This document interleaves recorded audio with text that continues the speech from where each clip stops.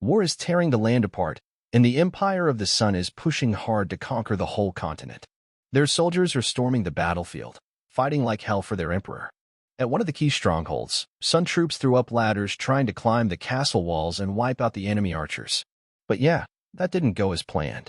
The enemy had an ace up their sleeve, a skilled mage who wasn't playing around.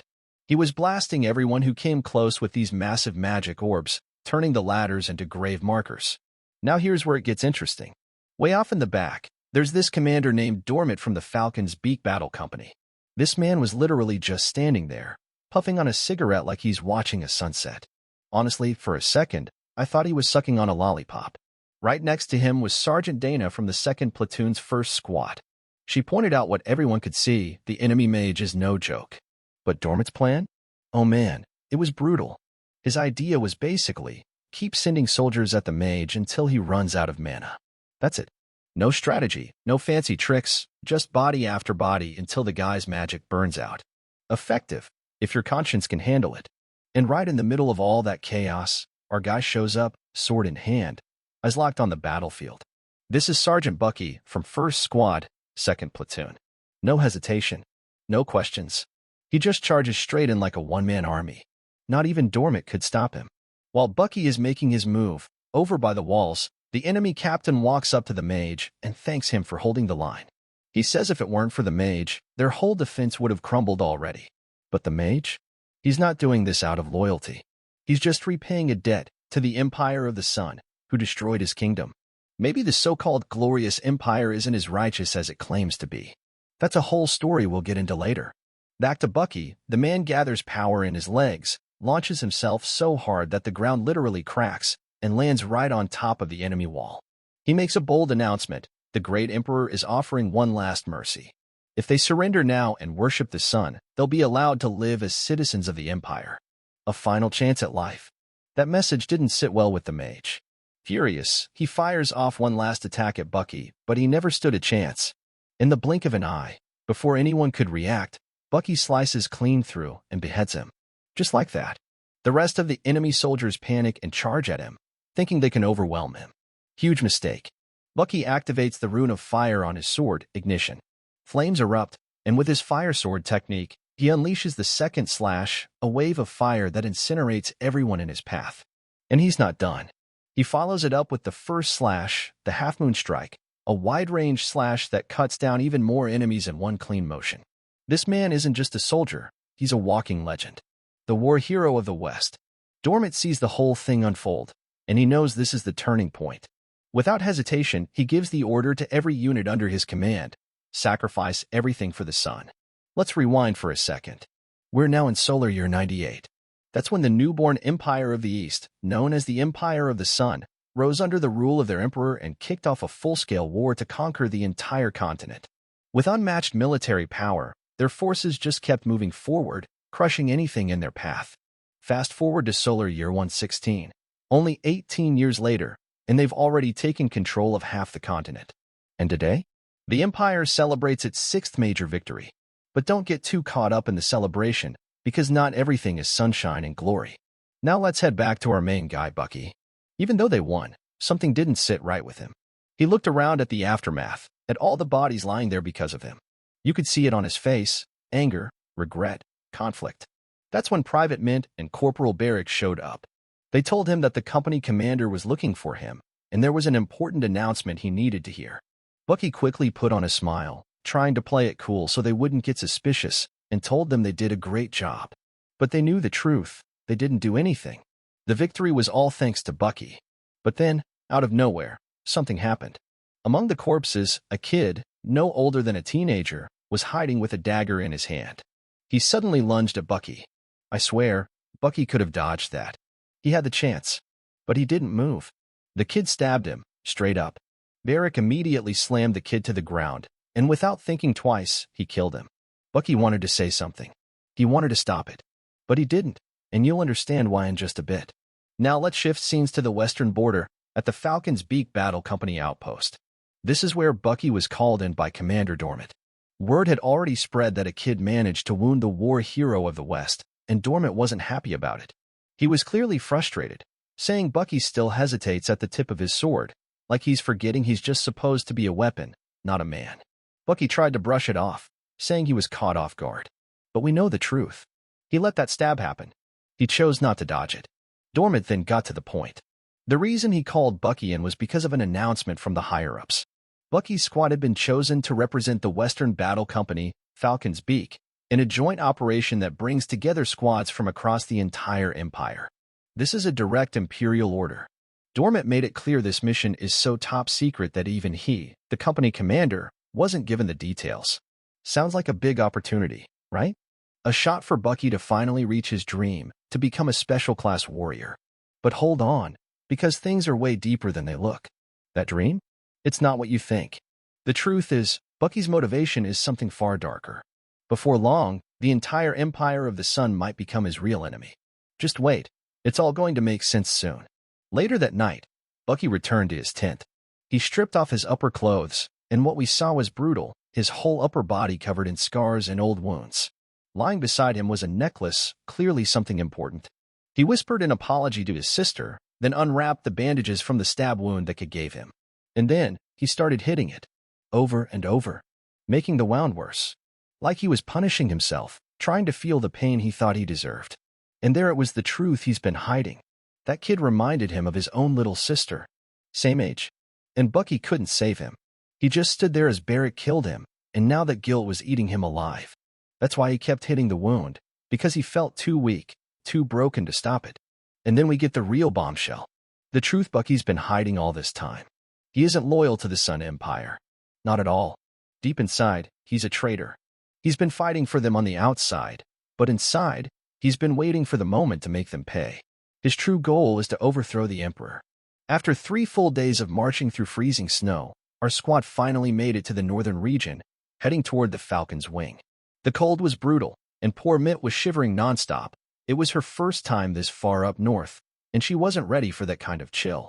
She kept complaining the whole way, but Barrick tried to remind her that this wasn't just another mission. This was their chance, a real shot at earning the title of Special Class Warrior. Of course, Min had no clue what that even meant and kept rambling about it. She was clearly not getting the bigger picture, but hey, no time to explain, because right then, the fortress of Falcon's Wing appeared in front of them. At the gates, the guards stepped in and stopped them, asking for their names. Bucky stepped forward and stated clearly, they're from the Falcon's Beak Battle Company. Once inside, the energy shifted immediately. Every soldier they passed stared them down, and some didn't even hide their killing intent. They weren't exactly getting a warm welcome. The guards led them into a nearby building and told them to wait while they went to fetch the company commander. As soon as the guard was out of sight, Bucky turned to the squad and set it straight. They're not welcome here. Even Mint was annoyed by the stares and tension in the air. Dana figured maybe the soldiers of Falcon's Wing just didn't like this joint operation idea. Makes sense. They probably see themselves as the top dogs in the Empire and don't want outsiders messing with their glory. Then came the commander, and boy, she did not enter quietly. She barged in, shouting Bucky's name like they were old friends and yelling about how much she missed him. But here's the twist, she was completely drunk and clearly confused because Bucky had never met her before. Even he confirmed it out loud. But don't get too comfortable, because this commander, BB, is gonna play a huge role as things move forward. Now, BB being drunk didn't stop her from teasing Mint, calling her cute and asking who brought someone that adorable to a battlefield. That was awkward. But instead of getting assigned to proper barracks, BB's people shoved them into some rundown, remote warehouse, claiming all the real rooms were full. Typical. Barrick tried to calm Mint down, saying they should just deal with it. But then he tried to open the door and broke the handle. So now he's mad too, just seconds after telling Mint to stay calm. The whole thing was just a disaster. And what do Bucky and Dana do? They step out to get some fresh air, leaving Mint and Barrick behind to clean the place. Perks of being sergeants, I guess. Out in the forest, Bucky and Dana walked until they reached a cliffside with this absolutely stunning view. For a second, everything felt peaceful. Dana started talking about the past, how it felt like just yesterday they were recruits, and now here they are, on the verge of becoming special class warriors. She was completely certain Bucky would make it. She even remembered the first day they entered the training camp, that fire in Bucky's eyes. But we, as the audience, know what that fire really is. It's not just ambition. It's revenge. That burning stare is fueled by his plan to one day kill the Sun Emperor. And then, With a serious look, Bucky asked Dana why she was bringing all this up. She smiled and said it was her way of showing she believes in him. Dana truly believed that their squad would complete this operation and earn the Special Class Warrior title. She spoke of serving the Emperor himself. But the second Bucky heard that word, Emperor, his entire face changed. All the hatred, the fury, the buried pain came flooding back. His expression said it all. And then he said it, they must succeed, no matter what. Dana noticed it. She saw something off in his eyes. She'd been suspicious of it for a while now.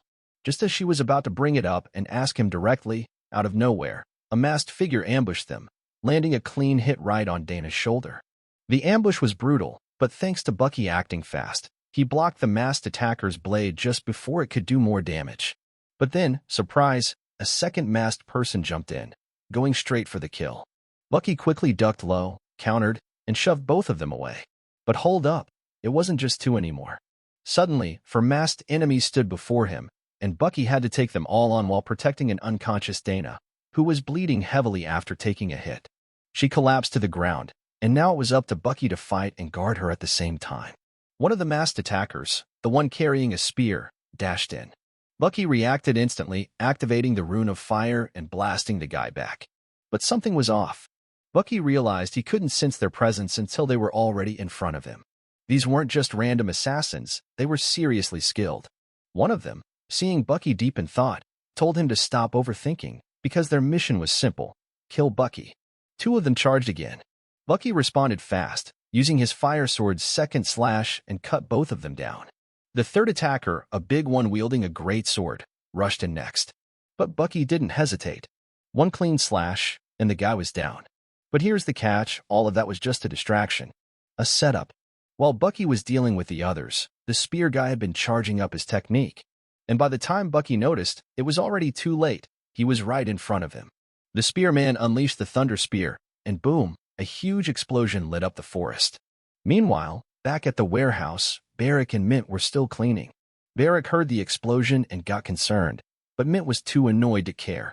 She snapped at him, saying they didn't have time to go checking things out when they still had chores to finish. Now back to the action. Bucky took the blast head-on. Somehow he survived, but the impact was enough to destroy the rune of fire socketed into his sword. He was still breathing, but the situation was looking grim. Bucky started piecing things together. How powerful was this spear guy? Even after the rune had fully burned out to neutralize the technique, the explosion still happened. That's not normal. Maybe the guy could manipulate mana himself. Bucky figured, all right, 3 are down, just 1 left. But nope, turns out all 3 were still alive. Even after getting sliced up, they stood back up. Why? Because they had healing runes. Bucky was stunned. Healing runes like these were supposed to be exclusive to the Imperial Army, which meant these assassins were no ordinary enemies. So now it was back to 4 versus 1. 2 rushed in again, but Bucky jumped up, spun midair, and kicked them both away. The third fired a blade aura at him, but Bucky dodged it just in time. The fight was dragging on, and these 4 weren't just fast. They had powerful runes, could manipulate mana, and even use blade aura. Bucky knew he couldn't win like this forever. Thinking fast, he grabbed Dana's sword, which had a fresh rune of fire still attached. Then with one huge leap into the air, he activated the maximum output of the fire sword technique, third slash, lightning strike, and crashed down toward the spear guy. A massive explosion erupted across the forest. But the spear guy? He took only minor damage. He dodged just in time, calling the technique too sluggish. Bucky didn't use that move to hurt him. His real goal was to create a loud enough explosion to signal his squad. And it worked. Mint showed up out of nowhere, attacking from behind with her whip of flames, giving Bucky the support he needed. Barrack also arrived, and he brought all the spare runes they had. Now the fight was balanced: Bucky, Mint, and Barrack against 4 skilled assassins. Oh, before I forget, let's rewind the time just moments earlier, so we can understand about the Special Class Warrior. It's not just some fancy title. It's awarded once a year to soldiers who perform exceptionally in the battlefield. We're talking about a level of honor so high, some would literally kill for it. This title is granted directly by the Emperor himself. That means whoever earns it not only gets the title, but also gets to meet the Emperor in person. That's also when they saw that massive fiery explosion from Bucky's last technique, and without wasting time, they rushed in to help him.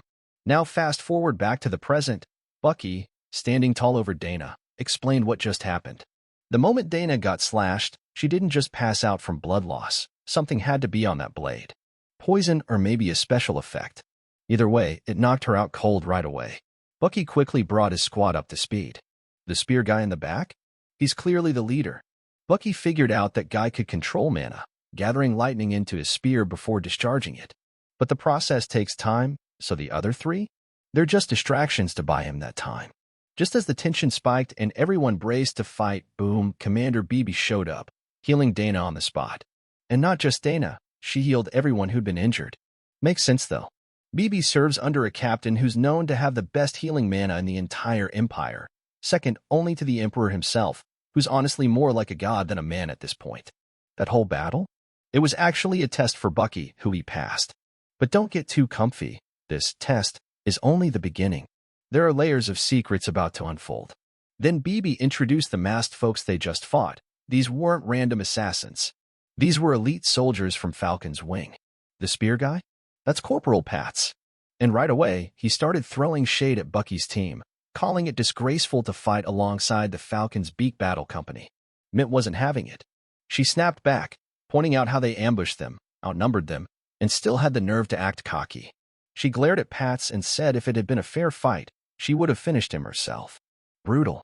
One of the Falcon's Wing soldiers, a green-haired woman, stepped in and threw her own insult, saying Mint had no right talking about honor since she got dumped into Falcon's beak. That woman? Corporal Perrin, Mint's big sister. Well, family drama just walked into the room. And it's not over yet. BB summoned the remaining members of Falcon's Wing, and soon after, members of Falcon's Tail from the east and Falcon's Talon from the south also arrived. Confused? Let me break it down. Falcon's Wing, Tail, and Talon, they're all elite divisions under their commanders, so Falcon's Wing commander is BB and the others have their own commander as well. But for now, BB is in control of them all. Then BB got serious. She revealed the operation they were about to begin, and it's top secret. No leaks, no mistakes. If even a single word gets out to the wrong ears, every soldier in this group will be executed. No exceptions. The mission? It's taking place in the northern snowy kingdom of Ekatur. Their first objective, to breach the Wailing Wall, the impenetrable front line of Ekatur. And no, it's not some regular wall. This thing is a fortress built by the legendary artisan Hephaistos, using indestructible material. Pats jumped in again, reminding everyone that the Imperial Army has been trying and failing to breach that wall for over half a year. So how are they supposed to do it now with just this small team? Even their captain thinks it's impossible. But here's where things get interesting. This mission won't be led by the usual Falcon captain. The one leading this mission is someone from the great bloodline of the Sun, the Prince himself. Yes, the Prince. The Emperor's son. That revelation hit hard. Everyone froze, shocked, curious, or just straight up speechless. And Bucky? Hearing that the Emperor's son would be involved made his blood boil. You see, long ago, the Sun Emperor scorched Bucky's entire homeland, burning everything, everyone he ever knew. That memory still haunts him. And now, his son is leading their mission? Bucky didn't say a word, but his face told the whole story. His eyes darkened, rage creeping in, as if something inside him had awakened. Let's talk about something big before we move on. The creator god, known as the Red Falcon, once wielded the power of the sun itself to forge a supreme being, someone meant to rule over all and be praised by every living thing. And that being? That's the Sun Emperor, the one everyone bows to now. Fast forward to the next morning. It's freezing out in the north and our squad's struggling to stay warm. Min's trying to sip some hot water, but she's shaking like a leaf. Barrick, of course, tries to tease her about it, asking her why she's trembling, while his own body is literally shaking like he's standing in the middle of an earthquake. It's hilarious because they're both frozen stiff trying to act tough. Dana, though, is more focused. She turns to Bucky and asks what he really thinks about this mission. And Bucky's take? He says no matter how powerful the Wailing Wall of Ekatur is, it can't stand up to the power of the sun, especially if the prince is involved. But he's also cautious. The Ekatur Knights are no joke, and the fact that the prince's involvement is being completely kept under wraps is suspicious. If this was really about boosting morale, why keep it a secret? Something's definitely off. While they're discussing all this, a soldier from Falcon's Wing walks up and tells them that Commander BB is calling for them and to come outside with only their standard gear. Which, let's be real, means walking out into that icy cold practically naked. BB explains that today they're holding a sparring session between squads to figure out team composition. They'll divide everyone into two groups, a forward team and a backup team, with 2 squads in each. Today's sparring matches will determine how strong everyone is and who fits best where. First match, Falcon's Beak, that's Bucky's squad, versus Falcon's Talon from the south. And guess what? Only one person showed up from the south, Private Jericho. One guy. He's going to fight Bucky, Dana, Barrick, and Mint all by himself. Jericho isn't impressed. He complains, saying he wanted to fight Falcon's Wing instead. He thinks Falcon's Beak won't give him a real challenge. But BB shuts him down right away, making it clear she's the one calling the shots, not him. Turns out Jericho actually knows the Falcon's Wing squad. They were his old comrades. That's why he wanted to fight them. Dana, feeling this is a bit unfair, asks BB if the sparring will be one-on-one since they outnumber Jericho. But BB sets it straight, it's squad versus individual. When she gives the signal, it's all-out combat. No holding back. The signal drops. Bucky tells his squad to go all in, no mercy. Mint, confident as ever, says she can handle Jericho on her own. But Bucky quickly reminds her, if this private was chosen to represent the entire South, then he's no pushover. Don't underestimate him.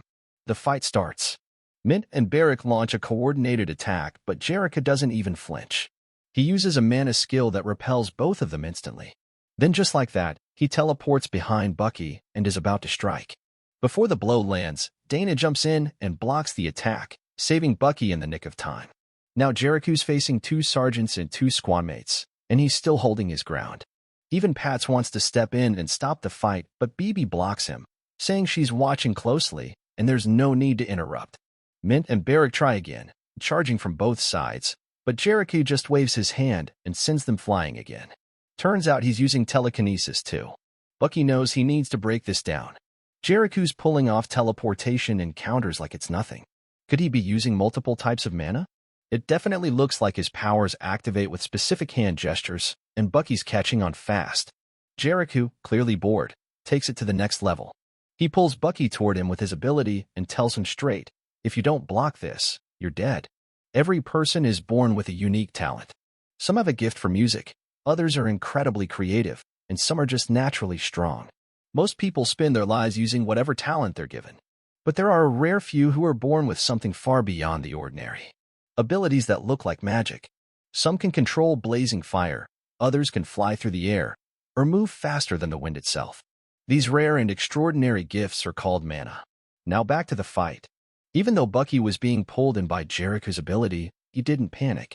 He regained his footing and counterattacked right away, and this actually caught Jericho off guard. Our guy Bucky is sharp. He finally figured out how Jericho's mana works. Jericho uses a type of mana that controls gravity. He can pull people or objects toward him by bending his fingers and flick them away by straightening them. So it's all in the hands. Literally. The problem is they still don't know how much mana Jericho has or what his limit is. That makes it really dangerous. Jericho then hurled a giant snowball right at them using his mana. Mint and Barrick jumped into action, coordinating an attack to block it, but it didn't work.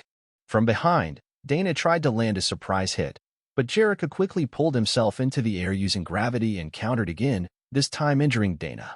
Feeling on top of the world, Jericho mocked them and told them to know their place.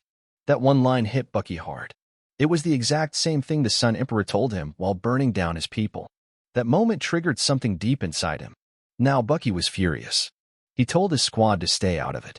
Everyone around him could feel the deadly aura coming off him. The guy wasn't just angry. He was ready to kill. Bucky ripped part of his own uniform and wrapped it around the handle of his sword. Then he dashed forward straight at Jericho. Jericho reacted fast, launching a powerful gravity push to knock Bucky away. But Bucky didn't even flinch. He took it head-on and kept moving forward. That was Bucky's moment. He jumped in and threw a powerful punch straight at Jericho. Jericho, clearly pissed now, started firing off gravity blasts in every direction. Still, Bucky took them all. His body is built like a tank and he didn't stop for a second. He closed the distance and was about to land a crushing blow. In that split second, he remembered what Jericho said earlier, if you can't block this, you'll die. Bucky was ready to give him a taste of his own words. But before the punch could land, Commander BB stepped in and ended the match, declaring Falcon's Beak the winner. She also announced that the next sparring session would be held somewhere else, and that all injured soldiers should report to her for healing. Watching how strong Bucky really is, BB thought to herself that maybe Captain Dormant was right about him. But I'm telling you, this is just the beginning. So many twists and secrets are about to unfold. After the match, BB stepped in once again and healed all the injured soldiers. Dana and Bucky were both stunned by her technique. What amazed them wasn't just the effectiveness of her healing mana, but the fact that she showed no sign of exhaustion. Normally, healing mana drains your life force, not just your energy. Most healers would need days of rest after treating just one serious injury. But BB, she's healing people one after another like it's nothing. It left everyone speechless. Now it was time for the second sparring match. North's Falcon's Wing versus East's Falcon's Tail. Falcon's Wing brought 4 members, while Falcon's Tail had only 3. The fight kicked off with Sergeant Kido, who uses a chain-based mana technique. His chains combined his allies, give them commands, and even enhance their strength and speed. Using this ability, he ordered Darius to charge forward with explosive force, going straight for Pats. But before the blow landed, Jebi stepped in and blocked the attack with his massive greatsword. Syria came from behind and aimed her blade at Darius. Kido managed to yank Darius away just in time using the chains, but Syria's blade had already left a cut on his face. That was a big problem because her blade carries a paralysis effect, and soon Darius would be unable to move. Knowing this, Kido called out to Aranis, who threw a bunch of smoke bombs, blinding the entire field. From inside the smoke, Aranis launched an attack aimed at Syria, but once again Pats reacted, saving her with his Thunder Spear. Still, since Kido was boosting Aranis' stats with his chain technique, she managed to block Pat's spear. Perrin, with her incredible speed, dashed right for Kido. Aranis tried to intercept her, but Jebi unleashed a blade aura that stopped her in time. Now Perrin was inches away from Kido. Kido quickly undid the paralysis on Darius and woke him up. Just when Darius was about to attack, Pat struck him again with another Thunder Spear. At this point, Falcon's Wing was clearly working together with amazing coordination. They weren't just throwing attacks, they were covering each other and fighting as a real squad. Kido knew he was running out of options. He thought about using his final move. He hated to waste it here, but had no other choice. Kido then released the seal around Darius. What happened next stunned everyone. Darius transformed into something monstrous, completely inhuman, and wiped out Syria, Jebi, and Perrin without breaking a sweat. BB didn't hesitate. She leapt into the battlefield and kicked Darius with such force that he went flying. She was furious. She knew exactly what this transformation was, and she wasn't okay with Kido unleashing it. There's a deeper truth behind Darius's power, and we're going to learn about it very soon. For now, BB declared the match over and shockingly named the winner as East Falcon's Tail. Bucky was watching everything. He noticed something wasn't right. That form Darius took wasn't mana-based. It was something entirely different. What made it more suspicious was that Aranis, who should have also transformed if this power was shared, was nowhere to be seen. BB gave her final orders. Once the injured are healed, all squads were to return to their barracks and wait for her next command. But before dismissing everyone, she told the Falcon's Tail squad to report to her office immediately after the healing. While she was speaking, something terrifying happened. Aranis, now in a full monster form, suddenly appeared behind her and launched an attack. Right as Aranis was about to attack Commander BB, she was fully ready to take him down herself. But out of nowhere, Bucky jumped in trying to save her. The problem is, as soon as he got close, Aranis released this strange smoke. Everything around Bucky went completely dark, like his vision was swallowed into a void. He couldn't see anything, couldn't even sense his surroundings. But BB acted fast. She grabbed him and pulled him out before whatever that smoke was could do worse. Then Kido stepped in, using his chain technique to bind Aranis and bring her back to normal. After that, Kido apologized, claiming he couldn't control Aranis' mana. But BB didn't buy it. She knows something deeper is going on. We'll get to that very soon. For now, the sparring matches were officially over. Back in the warehouse, Mint was clearly not in a good mood. She felt useless this time around and was especially frustrated she didn't get to face her big sister Perrin. Dana, on the other hand, had something important to say to Bucky. She told him that in every battle they've fought together, including this one, he always tries to shoulder everything by himself. She reminded him that he doesn't have to do that he can trust them, because they're his squad. They're his team. Then Dana brought up what everyone had been thinking about. That strange power Falcon's Tail used earlier. She suspected BB knows more about it.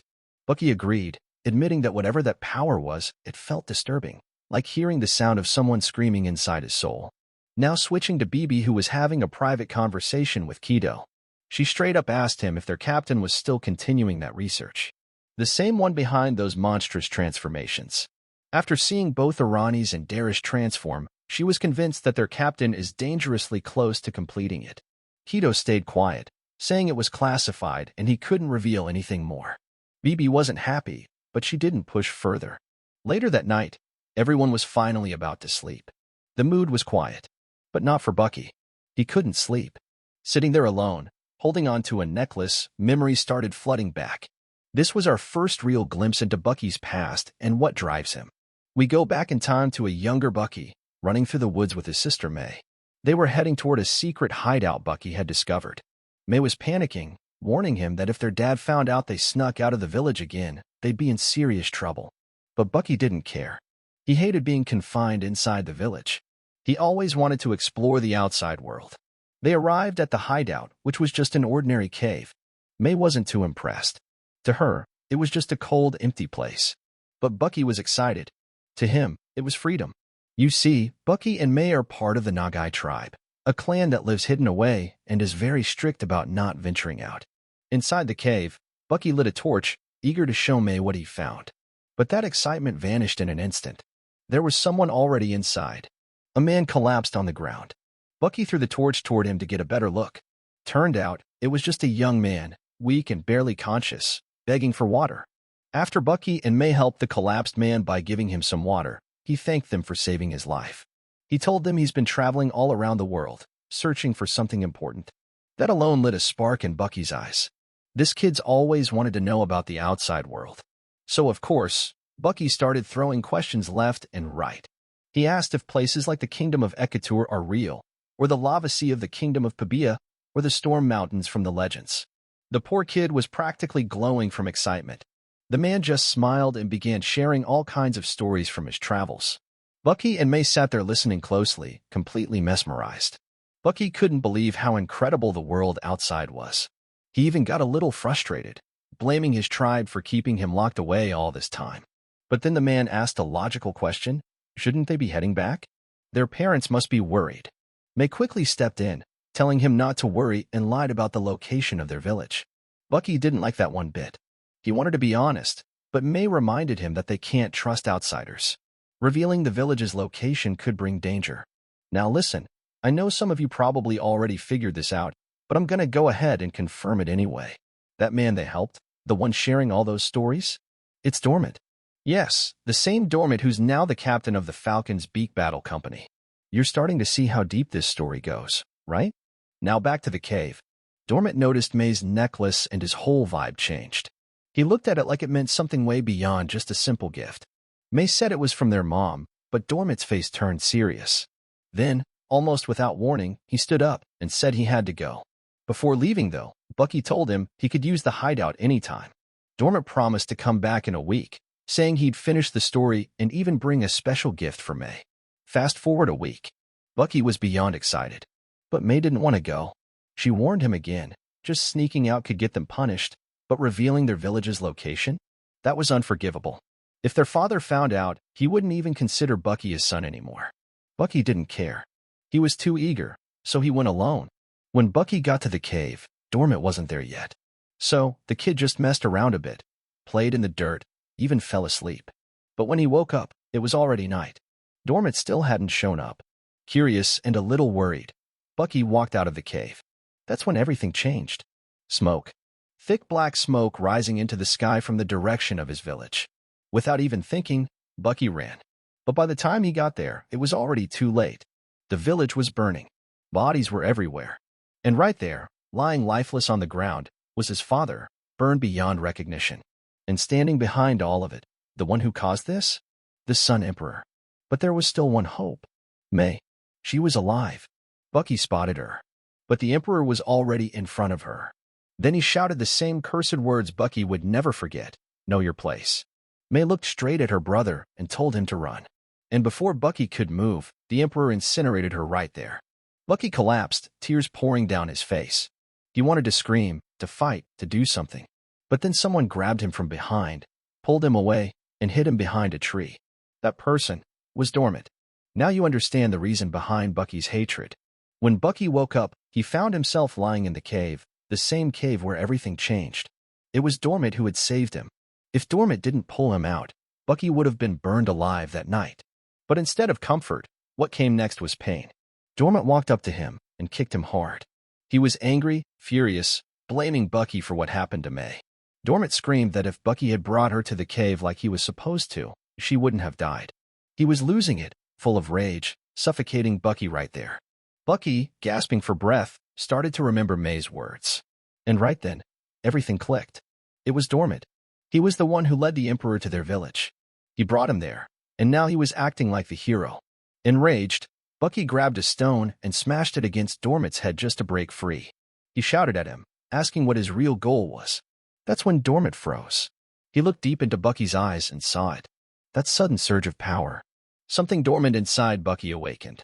And Dormant backed off. He told Bucky to forget everything, to believe that his tribe was wiped out by a natural disaster. He warned him to erase the past, to live on. Dormant even said that if it weren't for his own pathetic sense of mercy, he would have killed Bucky right then and there. But he didn't. He threw May's necklace back at him, told him to keep it safe, and left. As Bucky held that necklace, memories of May came flooding in. Her smile. Her final words. The fire. He couldn't hold it in anymore. He screamed his heart out in that cave, consumed by grief. Now fast forward to the present. Dana woke him up from that nightmare. She gently asked if he had another one.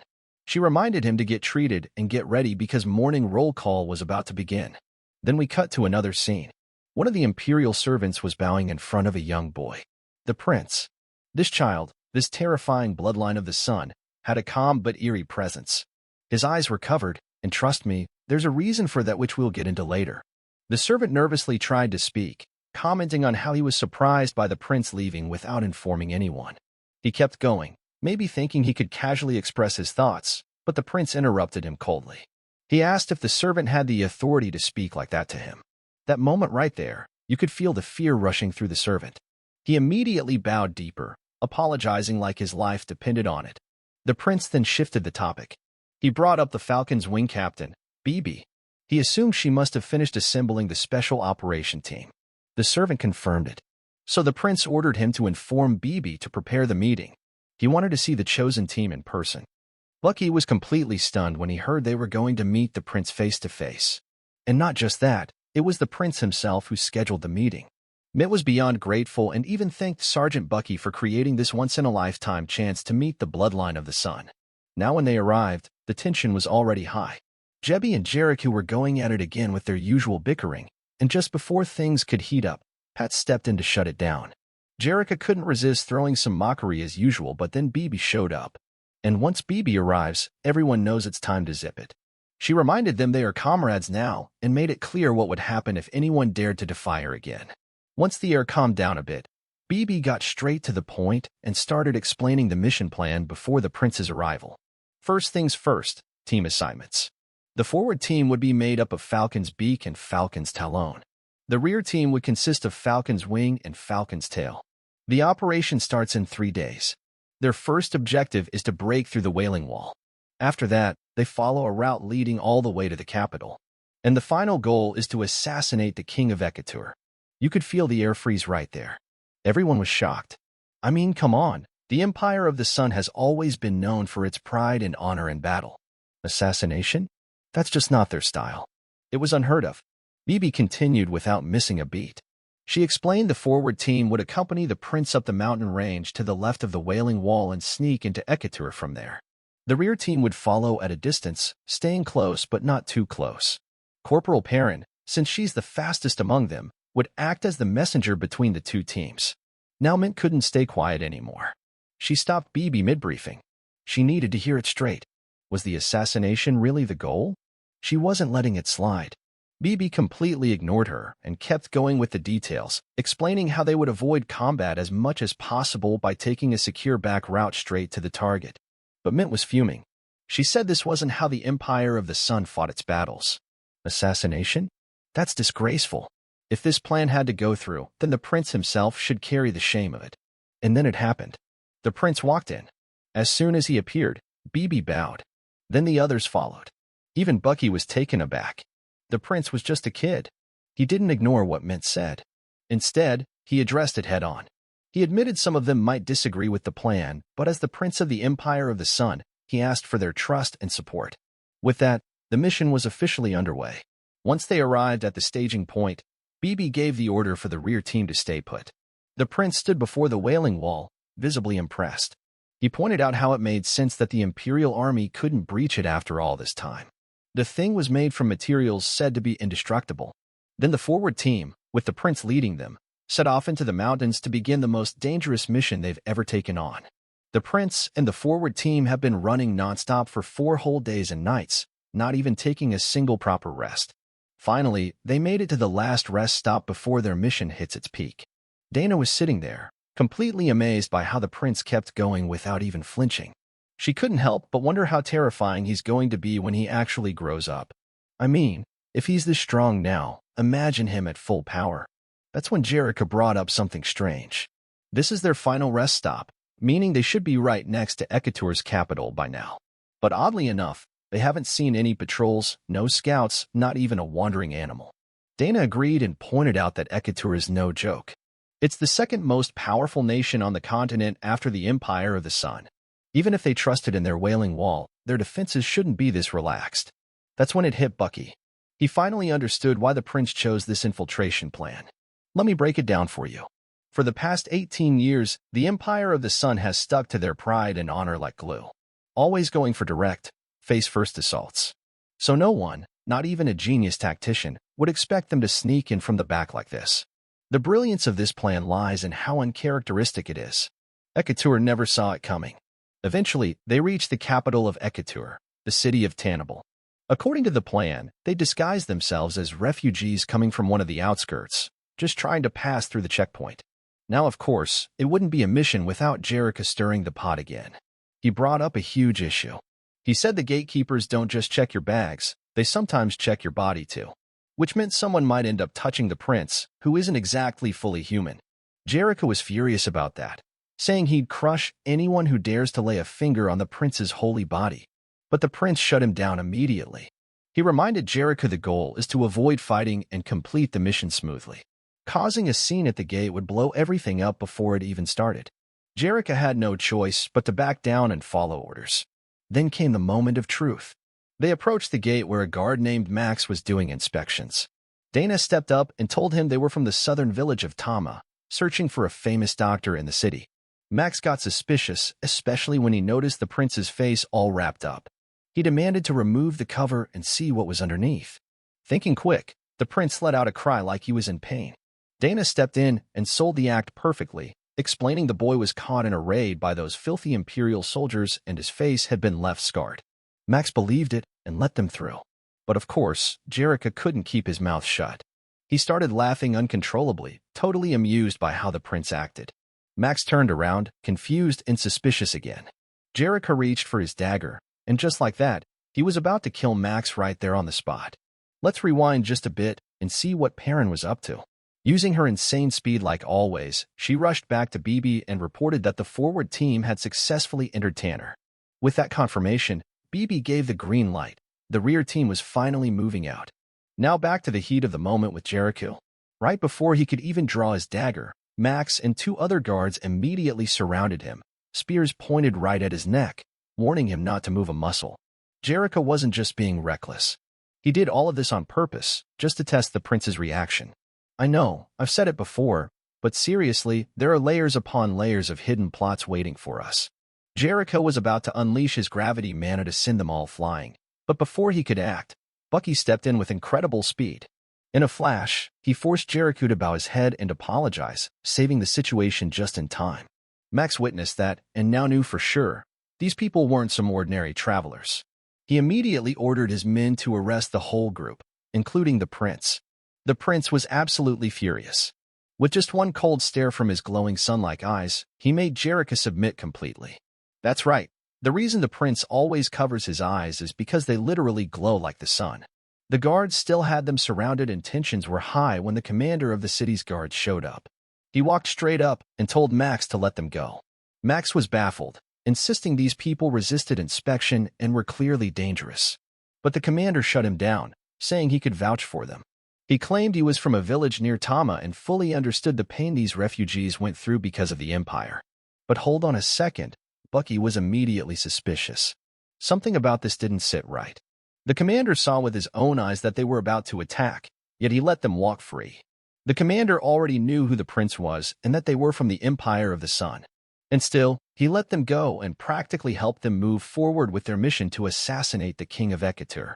Now you're probably wondering the same thing as Bucky. What's really going on here? Don't worry, we'll get to that soon. Once they were out, Mint was fuming.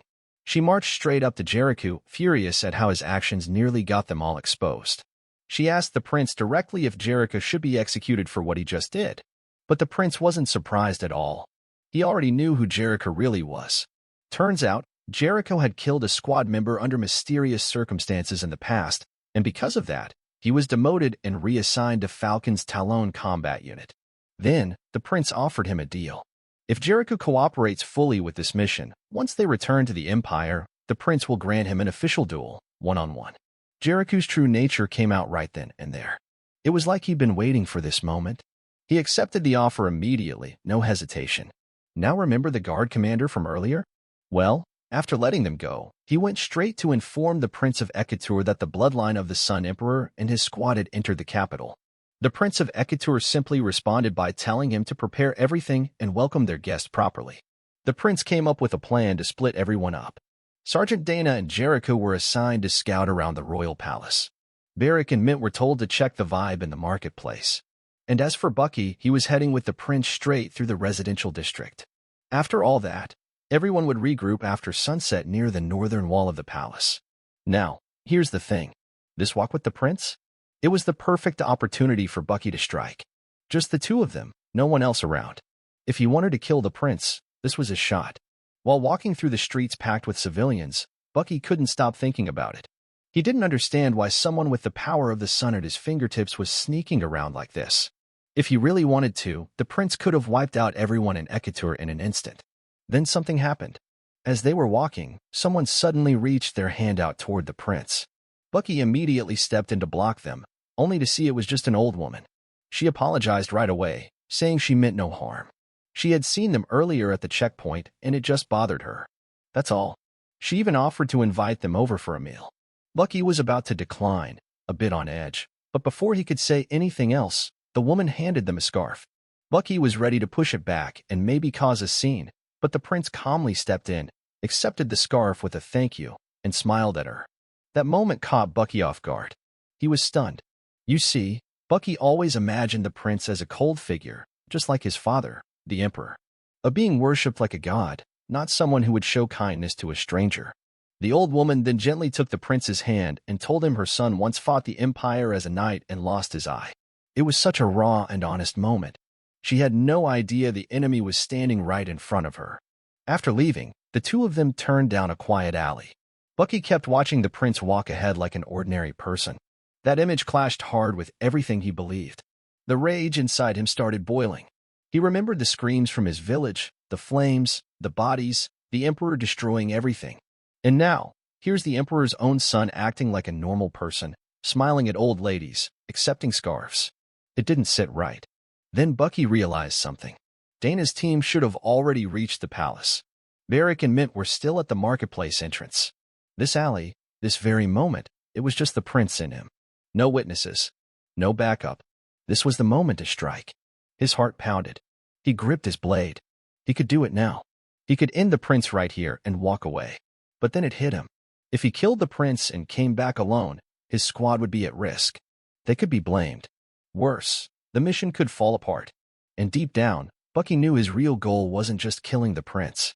It was about destroying the empire. Burning it all down, starting with the emperor himself. But even with all that reason, the anger was louder. The pain. The memory of May. He couldn't silence it anymore. He snapped. And in that very moment, Bucky dashed forward, blade ready, aiming straight at the prince. Bucky's blade was just an inch away from the prince's neck when the prince suddenly turned and asked him something unexpected. He looked Bucky in the eye and said, "What do you think of when you look at those people?" Just like that, Bucky quickly hid his blade behind his back, barely keeping his secret. His heart was racing, but the moment passed. They rejoined the rest of the squad like nothing happened. Dana was the first to speak. She gave everyone a breakdown of the royal palace's layout. It's a 5-story building with about 20 guards stationed on each floor. The king's royal chamber? That's all the way up on the top floor, and there's no outside route to get in. The only way is through the main path. The prince then laid out the next set of orders. Barrack's team would remain on the wall to watch for reinforcements or sudden movements from the city. The rest would follow the prince into the palace for the infiltration.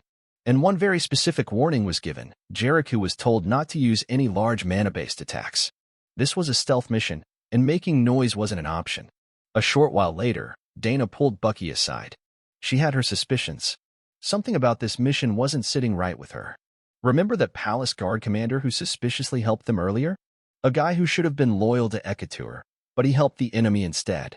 Dana believed there was more going on behind the scenes, something they hadn't been told. She warned Bucky to be on his guard and trust his instincts. Back to the mission. The prince and the squad moved fast and made it to the top floor, taking down all the guards along the way without raising an alarm. But once they reached the king's door, there was one last person blocking their path. Marte. This guy didn't hesitate. He made it crystal clear no one would get through while he still stood. Bucky didn't waste a second. He dashed forward, aiming for a quick takedown, but Marte was ready. He read Bucky's move like a book, countered it with ease, and pushed him back. In the blink of an eye, Marte was already in front of Bucky again, delivering a heavy blow. Bucky barely blocked it, but the hit sent him flying into the wall, completely shattering his sword. With Bucky out of action for a moment, Marte targeted the prince. That's when Jericho stepped up. Using his gravity-based mana, he stopped Marte's strike just in time. Dana followed up with an attack of her own, but Marte blocked her too. Then Jericho tried to pull Marte toward him using his gravity, creating an opening for Dana to strike. Marte regained his balance and fought back, forcing Jericho into a full defensive stance. Bucky couldn't stay down.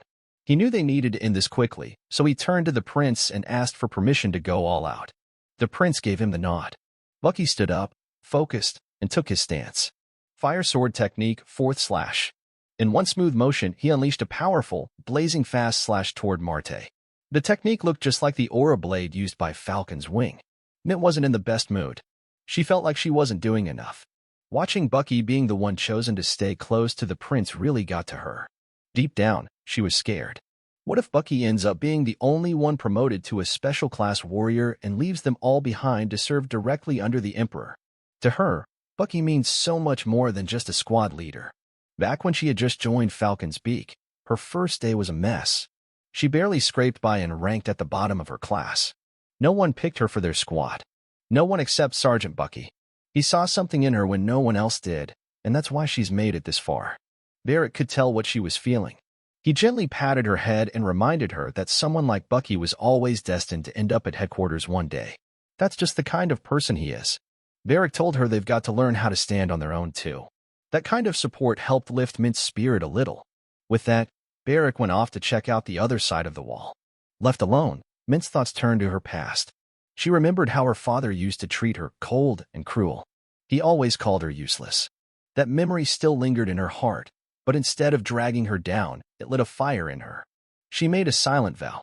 She's going to become a special class warrior, no matter what. She'll prove herself. Then, suddenly, she noticed something. Off in the distance, part of the castle was collapsing, the aftermath of Bucky's powerful slash from earlier.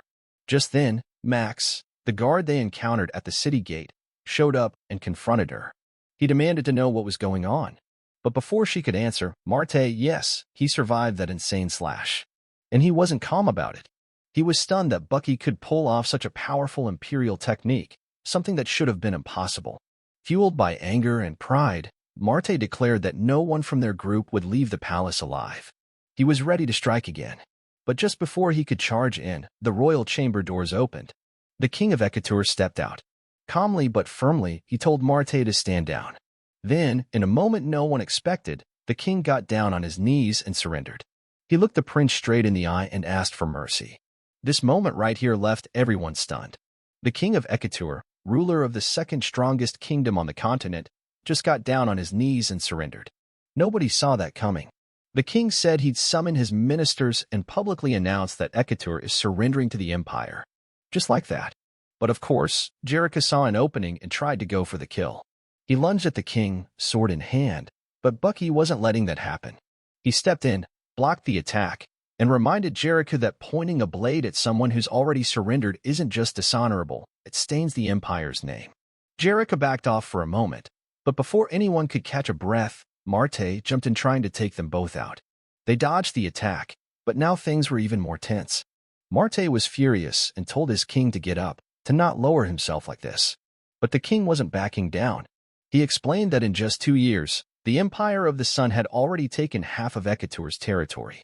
He didn't want more war. He didn't want to see his people dying pointlessly. But Marte didn't care about surrender. He said as long as he was standing, no one would get near the king. Then the king said something that hit hard. Look at the situation. The Empire's soldiers were already here, deep inside the capital. They crossed the border and made it all the way with just a handful of troops. If no one was able to stop them along the way, that means something much bigger is going on. And just like that, it clicked for Marte too. With all this noise, the capital in chaos, where were Ekatur's elite knights? Where was the order supposed to defend the kingdom? Like Dana and Bucky suspected, this whole mission the prince put together felt fishy from the start. It's almost like it was all prearranged. The king broke down in tears and pleaded with Marte to stop, to surrender too. Marte bowed and said he'd follow the king no matter what he chose. Bucky, watching this whole scene unfold, remembered what happened to his own tribe, when the Sun Emperor burned everything down and left him with nothing. It was a heavy moment. Then the prince stepped in. He told the king that since he surrendered, he'd be granted the honor of living as an imperial citizen. And because of his decision today, countless lives have been saved. As the emperor's representative and prince of the empire, he officially declared that from now on, Ekatur would serve under the empire. They'd fulfill their duties and receive the empire's eternal protection. He leaned in closer to the king and revealed his sun eye, a quiet but clear message that the sun is always watching. Right then, Barrack arrived, but everything was already over. The king had surrendered. The battle was done, but not for everyone. On the other side, Mint was in real trouble. She was face to face with Max, and he was absolutely overpowering her. He didn't care about what had just happened in the palace. He made it clear, if she didn't start answering his questions, she was going to die right then and there. You see, the Imperial Army, the sword that protects the Emperor's will, is split into 4 massive legions. And the strongest of them all is the Northern Legion, known as Falcon's Wing. Why? Because they're the ones facing off against Ekatur, one of the most powerful nations on the continent. So they had to be the best. To lead such an elite force, the Emperor chose one of the Supreme Commander's 4 disciples. This guy's name is Shura the Listener. Ambitious, calculating, and not the type to settle for just being a legion commander. Shura had a plan. He wanted more power. So he tried to marry his daughter off to the prince. And now it makes sense why Mint's father treats her so coldly. Unlike her sister Perrin, who's perfect at everything and probably the kind of daughter Shura puts all his hopes on, Mint's always been in the shadows. But Mint wasn't about to give up. Max lunged again, but this time, Mint dodged it. She tried to fight back, but she was too slow and too easy to read. Max blocked her strike and countered hard, knocking her back. The thing is, Mint wasn't truly fighting with her own strength. Deep down, she was still waiting, hoping someone would show up to save her. And Max knew it. He mocked her for it, and that hit deep. Right as Max came in with another quick attack, Mint's mind flashed back. She remembered training with Perrin, match after match, defeat after defeat. This one was the 32nd match, and Mint still hadn't landed a single hit. That's when Perrin told her straight up to give up. Said she wasn't cut out for the Imperial training camp. And worst of all, Perrin reminded her of their bloodline, one of the founding families of the Empire. Being weak would shame the entire house. Then Perrin dropped the coldest line of all. She was embarrassed to have Mint as a sister. Brutal, right? But here's the twist. Perrin wasn't being cruel just to hurt her. She actually cared. She just knew Mint needed a push, something to make her grow. When Mint asked for advice, Perrin didn't sugarcoat it. She told her everything. Her reaction time was too slow. She let her emotions take control. She couldn't keep calm under pressure. And worst of all, she didn't even have the will to get stronger. Back to the present, in that tight moment, as Max's blade was coming straight at her, Mint finally reacted. She avoided the fatal strike and countered. Sure, her left arm got injured in the process, but she scratched Max. For the first time, she got through. Max was done playing. His next move was meant to finish her for good. Mint looked at her injured arm and thought this was it. She only had one arm left. But then, Barrick's voice echoed in her memory. He believed in her. He reminded her that she's part of the War Heroes squad, that she belongs here. That lit something inside her.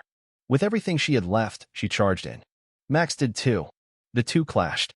Max barely grazed her thigh, but Mint? She cut him down. Clean. Right as her squad arrived, Mint stood there, victorious for just a moment, then collapsed to the ground. Mint wakes up surrounded by her squad deep in the forest. She immediately asks if the assassination mission was a success. Dana tells her the king of Ekatur surrendered to the Empire. The prince showed mercy, since the king pledged loyalty. But Mint isn't buying it. She reminds everyone that the mission came straight from the emperor himself. The order was to assassinate the king. Changing that on their own? That's not just a risk, that's a death sentence for them if they fail. Mint is ready to fight for honor and rules.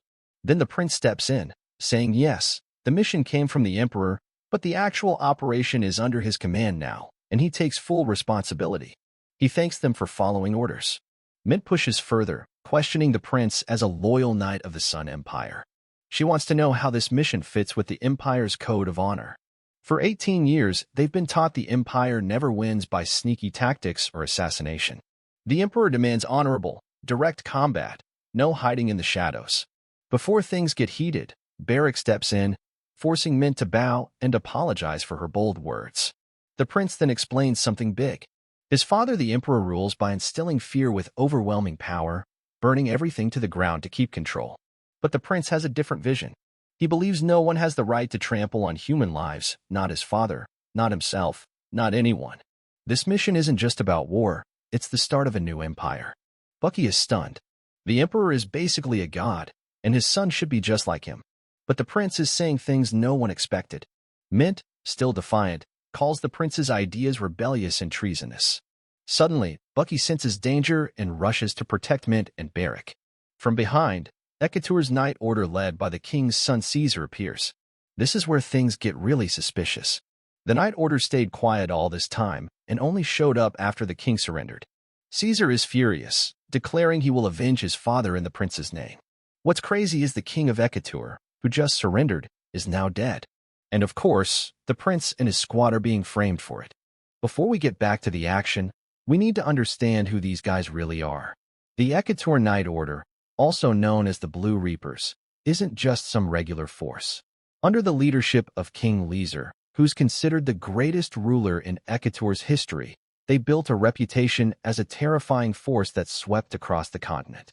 Ekatur itself, tucked away in the snowy mountains of the north, rose up as the strongest among the 8 kingdoms. But then things changed. One day, a powerful empire from the east rose up and invaded them. Ekatur lost half its territory, and from that moment on, the nation was split.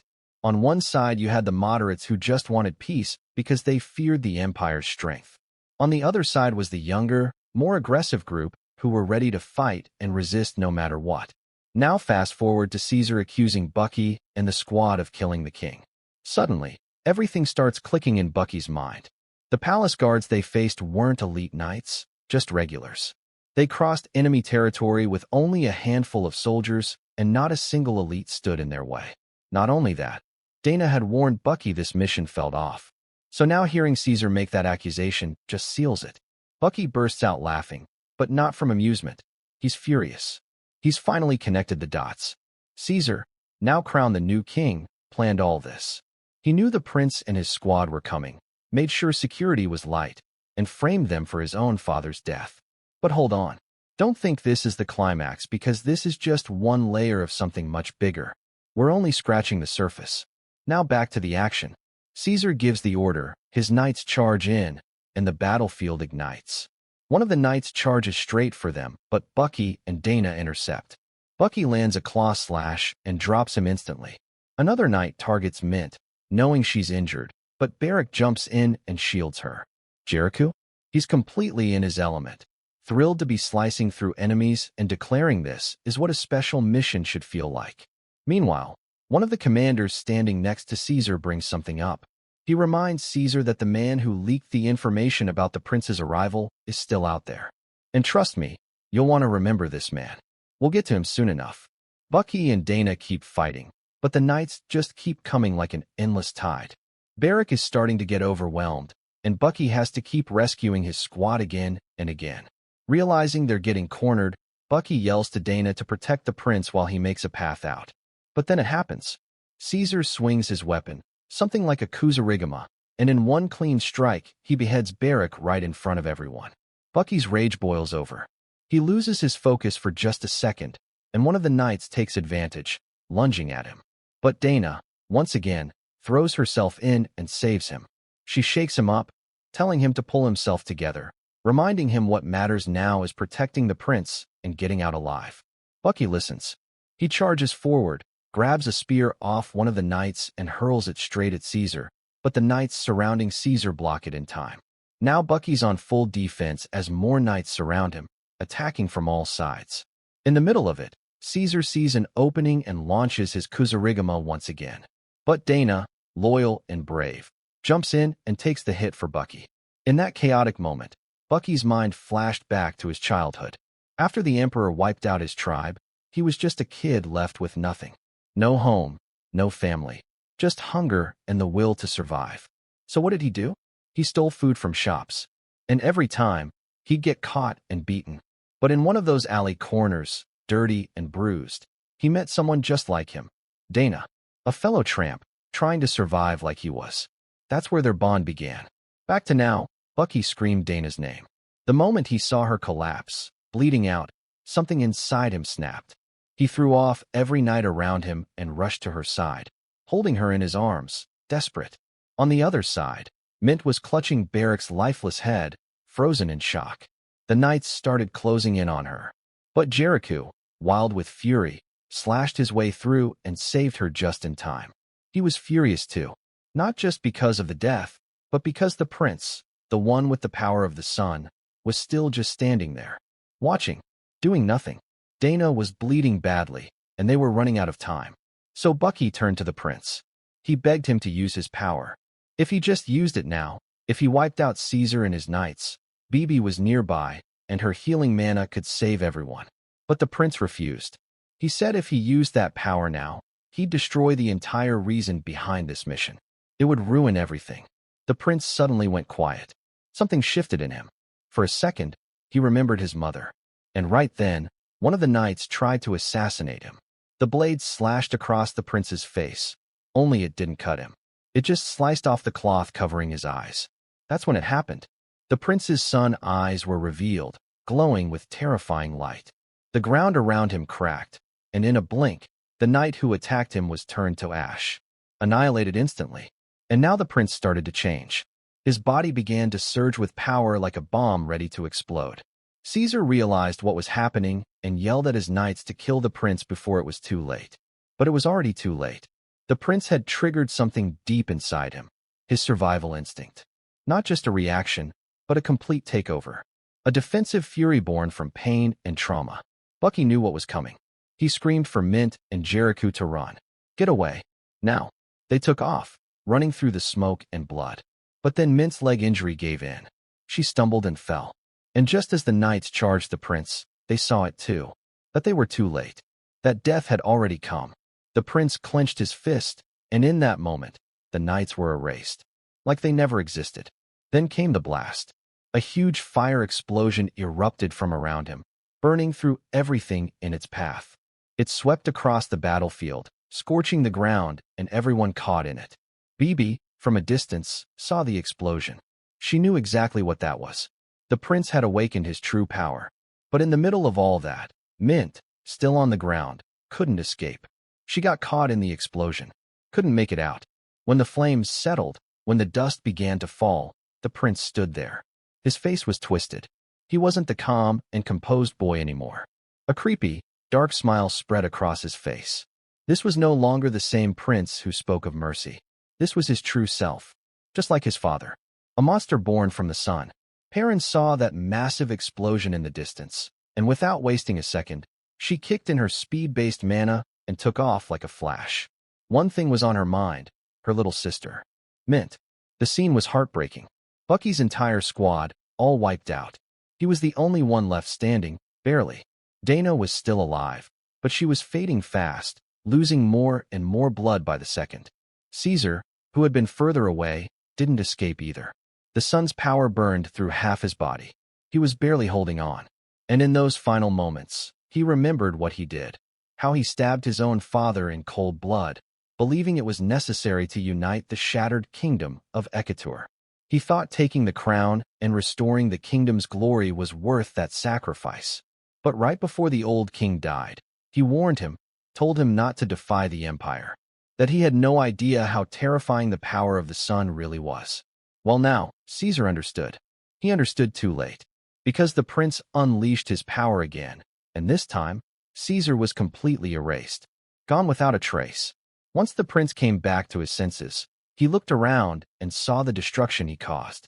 The land was scorched, the bodies were everywhere. The guilt came rushing back like a tidal wave. He remembered how he once did the same to his own mother. How he exploded with power back then too. He dropped to his knees and broke down, crying, apologizing over and over. But for Bucky, that apology meant nothing. He stood there, trembling with anger. The prince had this power all along. If he had just used it at the beginning, none of this would have happened. Barrack, Mint, the others, still alive. Dana, still breathing. It was all avoidable. And now the same prince who let it happen is crying? Bucky had enough. He was ready to finish this. He raised his blade and dashed in to kill the prince. But Dana shouted his name out, stopping him. She looked at him with tired eyes, and for the first time, spoke her heart. She said she always had a feeling that Bucky was carrying revenge in his heart. That deep down, he wanted payback against the empire of the sun. She admitted she never knew whether to stop him or report him. She just didn't know what was right. Then she told him something that hit harder than any blade. Killing the prince now, it wouldn't be justice. It would just be spite. She urged him, take the prince back to the empire. Alive. That would be the real victory. That would change everything.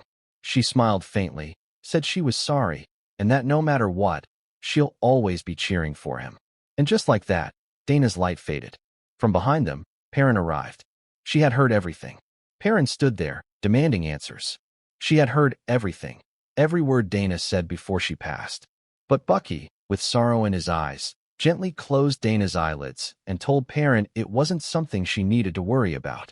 He told her to go back to the second wave and inform them the mission was complete. But Perrin wasn't letting this go. She pointed her sword straight at Bucky and demanded the truth right then and there. When Bucky tried to dodge her questions again, she snapped. She called him a traitor and charged forward using her raw power and speed, striking him before he could even react. That's when it hit her. This man in front of her really might have betrayed the empire. She didn't hesitate. As far as she was concerned, Bucky had to be executed, right here, right now. Bucky, on the other hand, started analyzing her. The way she moved, how she attacked. Then it clicked. Perrin's mana, it was inherited. And not just from anyone, but from her father, the legendary Shura, commander of Falcon's Wing. It's rare, extremely rare, for someone to inherit their parents' mana, but Perrin was that exception. She dashed in again, and this time, Bucky managed to block her. He was starting to see the pattern. She could feel it too. If she didn't end this fast, he'd figure her out. So she blitzed him, cutting him up little by little, dashing in and out with terrifying speed. But even though she was landing blows, Bucky was adapting. He started blocking some of her attacks. Then, in a flash, he used a half-moon strike to throw off her momentum and create an opening. He was losing too much blood. It was getting dangerous. But he noticed something during that last exchange. Perrin was fast, but her attacks weren't from pure body enhancement. There was something more specific at play. He looked at the patterns, her movement, her angles. Then it all came together. Her speed wasn't general. It was precise. Perrin's mana worked by locking eyes with her target and narrowing her gaze. Once she did that, she could instantly charge at them with speed that was unmatched in the Empire. But here's the flaw. Once she locked in and dashed, she couldn't change direction. She was locked into a straight line, no matter what. Bucky took his stance. This was it. As Perrin locked eyes and charged with all her speed, Bucky moved at the perfect moment. His blade met her at just the right angle and slashed her clean across. He had finally seen through her speed. Perrin, stunned, realized just how terrifying Bucky really was. Even if someone figured out her pattern, no one should be able to react to that kind of speed. But Bucky wasn't called a war hero for nothing. He didn't strike again. He showed mercy. He wanted to talk. He tried to explain. But Perrin didn't want to hear it. She knew she couldn't win. Not against him. So she made a different choice. She dashed straight toward the prince, hoping to grab him and escape to the second wave. But as she passed through the carnage, her eyes landed on Mint's body. She stopped. Her little sister, lying there cold and lifeless. Memories came flooding back. Their training. Their arguments. The time they spent together. The moments Perrin pushed her, not because she hated her, but because she loved her and wanted her to grow stronger. Mint was her only sister. She held Mint in her arms, shaking, crushed by the loss. And behind her, Bucky was already there. Silent. Sword raised. Ready to end it. 3 days before the mission began, back at Falcon's Wing outpost, Perrin had pulled Bucky aside. She had something important on her mind. She wanted to know, why did he choose Mint to be part of his squad? To her, it made no sense. Mint had barely made it through training, finishing at the bottom of her class. Why would a war hero pick someone like that? Bucky looked her in the eye and simply told her, because they needed her. But Perrin didn't buy that. She was worried. She knew her little sister wasn't cut out for the battlefield. So she asked Bucky for a personal favor. Until she could convince Mint to leave this life behind, he had to protect her. That was the promise. But now here we are. Bucky had just killed Perrin. The same Perrin who begged him to protect her sister. The weight of it all crashed down on him. He dropped to his knees, drained and broken. Then, out of the shadows, came May, his sister. She stood in front of him and told him something cold, something harsh. She said he did the right thing by killing Perrin. Because even if Perrin had listened in that moment, once she uncovered Bucky's entire plan, she would have tried to kill him anyway. So by ending it early, he made the right choice. May even pointed out that now, with all his squad mates gone, he could finally focus on what truly matters, revenge. But Bucky couldn't accept that. These weren't just random people. These were his comrades. His family in battle. They went through so much together. And in the end, he failed to protect them. He wanted to give up. He was done. That's when May's expression changed. Her face began to burn, flames licking across her skin, a living reminder of what had started it all. Their village. The flames. The Empire. She reminded him who did this. Who set everything in motion. She stepped close and told him to get up. Now. To stop wasting time. To remember why he's still breathing. What his true objective is. And just like that, something inside him lit back up. That spark. That purpose. At that moment, BB arrived at the scene. She didn't even need to say it. Bucky had a lot to explain. They started wrapping up the corpses, and when asked what happened to Perrin, Bucky lied. He said she was killed by a group of knights. Pats clearly didn't believe it, but BB cut him off. She said no one knows better than Bucky himself just how much this loss hurts. And maybe, that's punishment enough. Jebi returned, bringing Jericho with him.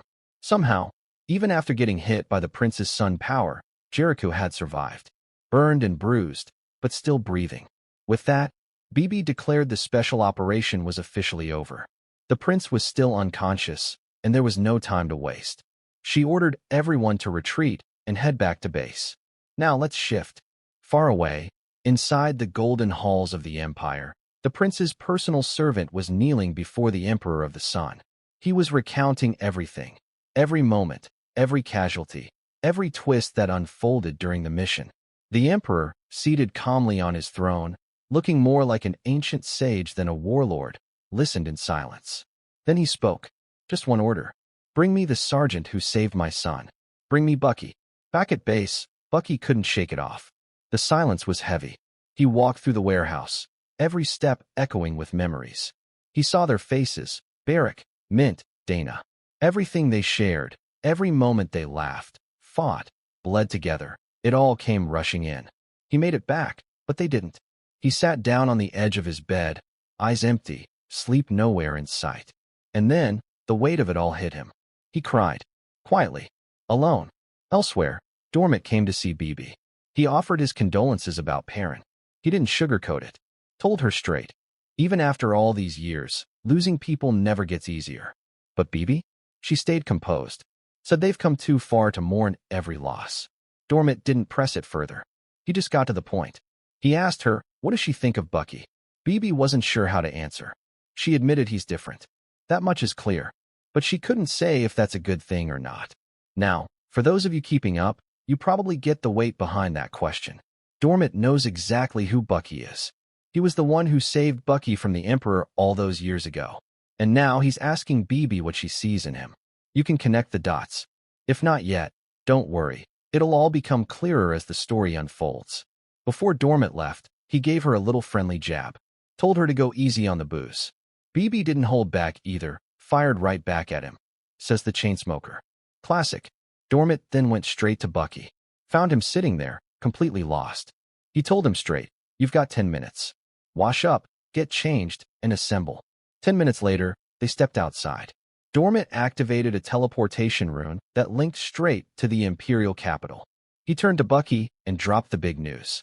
The Emperor himself had summoned him. Bucky was no longer part of Falcon's Beak. From now on, he was a special class warrior of the Imperial headquarters. Dormit wasn't done though. He looked Bucky in the eyes and reminded him, Dana, Barrack, Mint, they were all exceptional. They followed Bucky until their last breath. But what matters now is what he does with that. Then came the real question. What did you feel when they died? Regret? Helplessness? Dormit, who knows exactly what Bucky's path leads to, didn't ask just out of curiosity. He told him that if he truly walks the road of revenge, then feelings don't belong there. Bucky needs to burn away every shred of attachment. Whether it's kindness or malice, he must wield it all. No exceptions. That's the only way to achieve his goal. He needs to become a monster. And Bucky? He stood there, eyes burning, fists clenched. He wasn't shaken. He was locked in, determined. He was going to kill the Emperor of the Sun. And after that, he'd keep his old promise. He'd put Dormit out of his misery too. Because deep down, he still believed Dormit was the one who led the Emperor to his village that day. And Bucky hasn't forgotten that. Let's jump back in time for a moment, to the day Bucky first joined the Imperial Army. Dormit was there, standing proud in front of the fresh recruits. He addressed them with the usual fire, telling these so-called warriors of the sun that after 3 brutal years of training, they were finally real soldiers of the Empire. He shouted one clear order: lay down your lives for the sun. Among the crowd, Dormit spotted someone that stood out. Yep, Bucky was right there. Hold that thought, because now we shift back to the present. We're in the heart of the Sun Empire, the Imperial capital, Rikus. More precisely, inside Eternal Solar, the palace of the Emperor himself. Deep inside its halls, in the office of the Supreme Commander of the Imperial Army, 2 people are standing at attention, Dormit and Bucky. And this is where you need to pay attention, because standing across from them is the Supreme Commander himself, Custos. Let me just tell you, this old man with only one arm? He's not just strong, he's terrifying. We're talking about a guy who could wipe out entire armies like it's nothing. And soon enough, you'll see why. Custos ordered Dormit to go smoke or do something useful and told Bucky to follow him. He said he'd walk him through the proper etiquette of the palace along the way. But before we follow that scene, let's flash back again to where it all started. Back then, Bucky was something else. First place in hand-to-hand combat, top scores across every subject. He wasn't just a soldier, he was a prodigy. The boy from the destroyed Nagai tribe was now the pride of the training academy. But make no mistake, Bucky didn't forget. Right after graduation, he lunged at Dormit, trying to kill him on the spot. Dormit didn't even flinch. He grabbed Bucky midair and slammed him into the ground. Dormit then asked him straight, "Why did you join the Imperial Army? Is it revenge?" Even though he'd once warned Bucky to disappear and live quietly in the shadows. Dormit actually wanted to expel him right then and there, but Bucky already knew he couldn't. Falcon's Beak had a nasty reputation, but now that squad had produced a top-tier graduate, a future special class warrior. Even the Corps commander had his eye on Bucky, so Dormit, despite his rank, couldn't just kick him out. Dormit pushed back though. He reminded Bucky if word got out that someone from the Nagai tribe was still alive, he'd be executed on the spot. But Bucky wasn't shaken. He threw the threat right back. If Dormit exposed him, he'd expose Dormit too, for disobeying orders and sparing a member of the Nagai tribe. That's treason. Dormit laughed it off, but made his point. If Bucky wanted this path, if revenge was his goal, then he better be ready. Because this isn't just about fighting. It's about surviving a living hell. Now we're back in the present. Custos was still explaining the rules of palace life. Rule number 1. Never raise your head to the sun, which means never look the Emperor in the eye. But Bucky wasn't listening. His mind was elsewhere. All he could think about was that this might be his only chance to kill the Emperor. His tribe, his family, his people, burned to ash by that man. And Bucky's blood was boiling. Custos noticed. Of course he did. That kind of hatred isn't something you can hide, and Custos? He's no fool. He felt it immediately. Something's off. And then, it was time. One step through that door, and the Emperor of the Sun, the man Bucky has vowed to kill, was waiting on the other side. And the wild part? They didn't even disarm him. Bucky took a breath. Then, he stepped through the door. The Emperor was sitting on his throne with this huge red curtain behind him like a wall. No guards around, just Bucky and the Emperor. Bucky bowed deeply, greeting the radiant sun, but inside he was thinking, meeting the Emperor alone, still armed. Either this guy's insanely confident or just plain arrogant. Bucky's plan was clear, one strike to the Emperor's throat. If it didn't kill immediately, Bucky was done for. As Bucky bowed, he lifted his head just a little to check the distance. It was about 10 paces. He was about to draw his sword when the Emperor suddenly spoke. "How dare you raise your head in my presence?" And just like that, Bucky felt it. This overwhelming pressure radiating from the Emperor.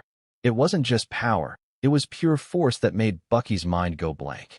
His instincts screamed that one wrong move would mean death. His body moved on its own, bowing back down, and he apologized, saying all he wanted was just to bask a little longer in the sun's glory. The Emperor demanded silence, then asked about what he'd heard. Bucky was the only soldier who'd seen the prince's power up close during the last operation. Once Bucky confirmed it, the Emperor ordered him to explain every detail of that moment. Against all odds, Bucky survived the meeting. Even Custos was surprised Bucky walked out alive after facing the sun himself. Custos then told Bucky he was about to introduce him to a new unit, an elite force made up only of special-grade warriors, known as the Imperial Guard Unit, or the Shadow of the Sun. At that moment, Bucky's little sister May appeared in his mind again. She didn't hold back, calling him pathetic. She reminded him how he'd worked for 10 long years just to get a shot like this, and yet he threw it away so easily. May told him he might spend the rest of his life serving the Imperial Army without ever seeing the Emperor again. Even if he died, at least he should have tried. Instead, he wagged his tail like a dog in front of its master. May said she was disgusted by him being her brother. Bucky admitted he was weak in that moment, but said he already had a new plan forming. Now, let's switch over to BB. She gathered the entire Falcon squad in a quiet, snowy place. Everyone was tense, weapons drawn, ready for whatever was coming. Syria asked what was going on, and that's when BB dropped the bomb. An imperial order was issued. Everyone involved in the special operation was to be executed, except for Sergeant Bucky, who had been selected as a special-grade warrior and summoned to the Imperial Palace. BB, as their commander, absolutely refused to let these proud warriors of the sun just give up and surrender without a fight. Pats had suspected from the very start that something was off about this whole operation, but right now none of that mattered, because BB's murderous intent was as clear as day. Pats turned to Jebby and told him to cover him while he gathered his power. Meanwhile, Syria and the others had to keep BB busy. Kido didn't waste any time. He broke the seal on Darius and Aranis, unleashing their monstrous forms. The fight exploded into action. Darius charged straight at BB, but she countered with her technique, the Fist of Flame strike, creating a massive hole right through him. No messing around, BB was lethal. Before anyone could react, BB was already in front of Jericho and took him down fast. She was serious because this was an imperial order. Failure wasn't an option.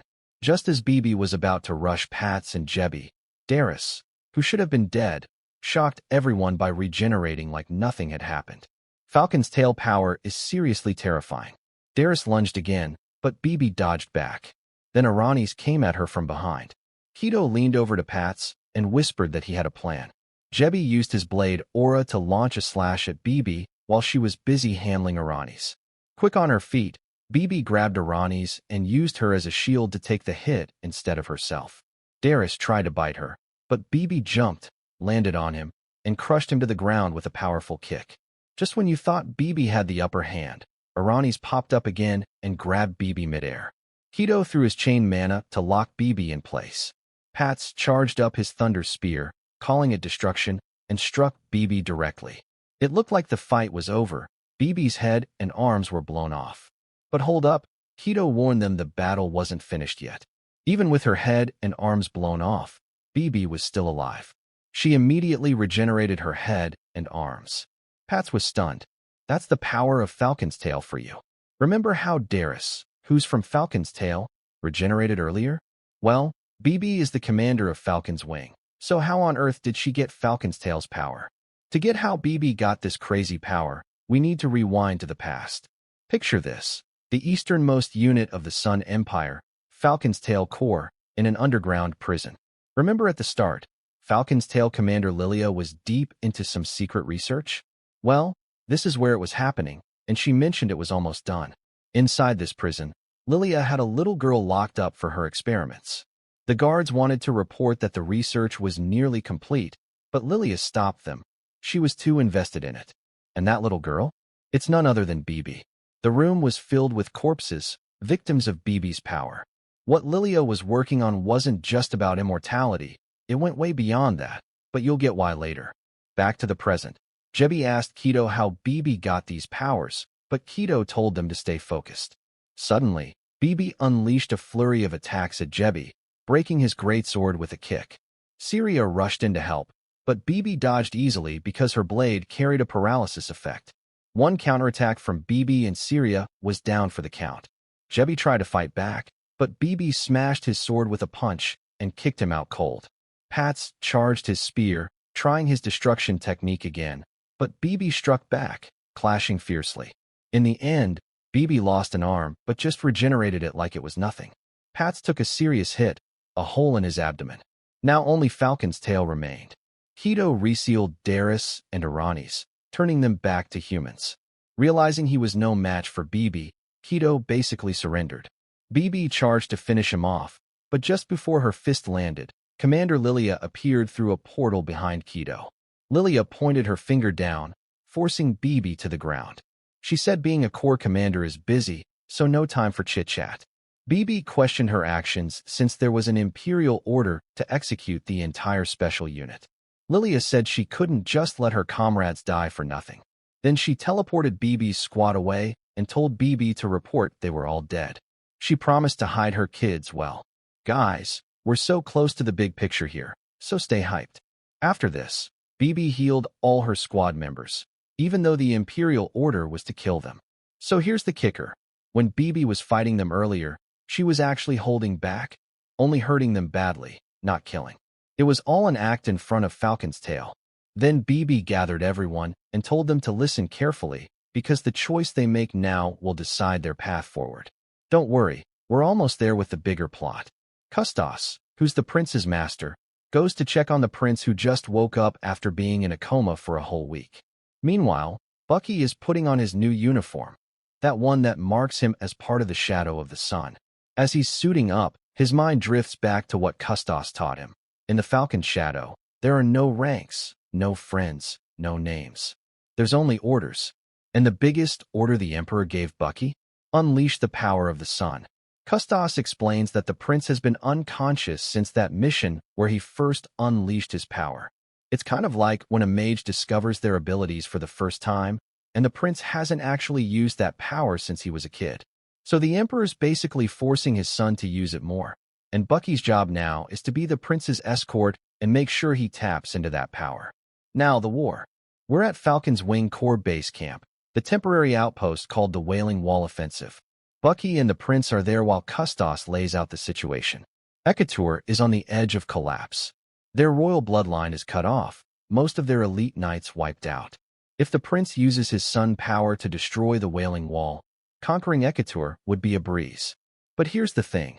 The prince doesn't want to just rely on his power. He argues the king of Ekatur already wants to surrender. So wouldn't it be smarter to send an envoy, demand surrender, and wait a bit? Custos immediately shuts that down. He wants the prince to act like the emperor, forcing people to submit, making them fear the sun. Custos reminds the prince he promised the emperor that if he allowed this ambush mission, he would secure Ekatur's surrender. And if he failed, he'd accept whatever the emperor decided. Custos makes it crystal clear. The emperor plans to burn every filthy heretic who rejects the sun's grace. That word, heretic, hits hard. The prince almost loses it, but Custos pounds the ground with his blade, telling the prince to keep his promise. In that moment, Bucky feels the overwhelming cheer power around Custos as he leaves. After Custos walks away, the prince checks on Bucky, asking if his injuries are healed. Bucky says he's fine, thanks to BB. The prince then points out that Bucky's squad dying was tragic. Bucky insists they all died honorably as loyal citizens of the sun, but the prince cuts in, no, they died because of his selfishness. Bucky shoots back that if the prince truly cared about his people, he'd be furious at Eketur for killing them. But then the prince asks the big question, are all these deaths really necessary? Despite being the son of a god, the prince still shows his humanity. Next, BB stands before the soldiers of the Sun Empire, raising their spirits and telling them it's time to throw their lives to the sun because war is coming. The prince and Bucky are there too. This marks year 116 on the sun calendar, the beginning of the Eketur conquest campaign. Custos was having a one-on-one with the prince, explaining why the Wailing Wall is called an extreme fortress. And trust me, it's not just for show. It's not only about its insane height or the fact that the wall's made from some nearly indestructible material. What really makes it terrifying are the magic cannons installed all around it. Anyone who even dares to approach gets obliterated on the spot. That's how this wall has been holding back the Empire's forces all this time. And that's why Custos wants the prince to use the power of the sun and just wipe it off the map. But the prince? He refused. That's when Custos switched gears and pulled out something dark. He reminded them of something they saw during the ambush mission. As they climbed the mountains beside the Wailing Wall, there was something impossible to ignore, the massive pile of corpses at the base. Over the last 6 months, 2,000 soldiers from the Hawkwing Corps had already fallen there. And here's the twisted part. Custos was willing to throw wave after wave of soldiers at that wall, just to mentally break the prince and force him into using his power. That's right. If the prince refuses, he'll make him watch more and more soldiers die for nothing until he caves. So the operation began. The first wave climbed. And just like Custos predicted, they were instantly torn apart by the wall's cannons. BB, following orders, kept sending more soldiers. The prince pleaded for them to stop. Over 500 had already died right in front of him, but the climb continued. It was horrifying. He couldn't take it anymore. So the prince turned and tried to walk away. But Custos gave the order, stop him. The guards moved in. Before they could even lay a hand on the prince, Bucky stepped in, breaking the first guard's fingers and hurling him like a rag doll. Because remember, Bucky's not just anyone now. He's the prince's personal guard appointed by the emperor himself. Which means no one touches the prince while Bucky's around. Custos was about to deal with Bucky himself, and we all know Custos isn't someone you want to mess with. But then it happened. The prince finally snapped. He unleashed the sun's power. That eye of his started glowing, and the fear that followed was real. Everyone felt it, except for Custos, of course, because this old man is just on another level. But still, the message was clear. So, the prince and Bucky walked away. As they moved, Bucky kept thinking this was all an act. That the prince was just pretending to be human. Just trying to fake some empathy. Because of that sun power, Bucky couldn't see him as anything but another version of the emperor. But here's where I think Bucky's wrong. You remember the prince's mother? She clearly raised him differently. Gave him something the rest of the empire lacks. Compassion. Humanity. And finally, after watching countless soldiers die, the prince dropped to his knees. The pain, the guilt, the overwhelming weight of it all, it was too much. He couldn't take it anymore. The prince. He remembers the first time he ever used his sun power. The area around him was completely engulfed in flames. And the worst part? He accidentally killed his own mother. She burned alive right in front of him, and even in those final moments, she held him close, whispering that it was fine. But once the prince snapped out of it, he tried to pull himself together. He looked at Bucky and assured him he was fine. As they kept walking, the prince did something unexpected. He thanked Bucky for stepping in earlier, for not letting the guards escort him away. Then out of nowhere, he hit Bucky with a serious question. If you had the power of the sun, what choice would you have made? That caught Bucky off guard. He needed clarification. So the prince explained. He was talking about the emperor's latest orders, the whole situation at the Wailing Wall. Bucky tried to play it cool, like always, and gave the official line. I'm just a loyal follower of the sun. I follow orders.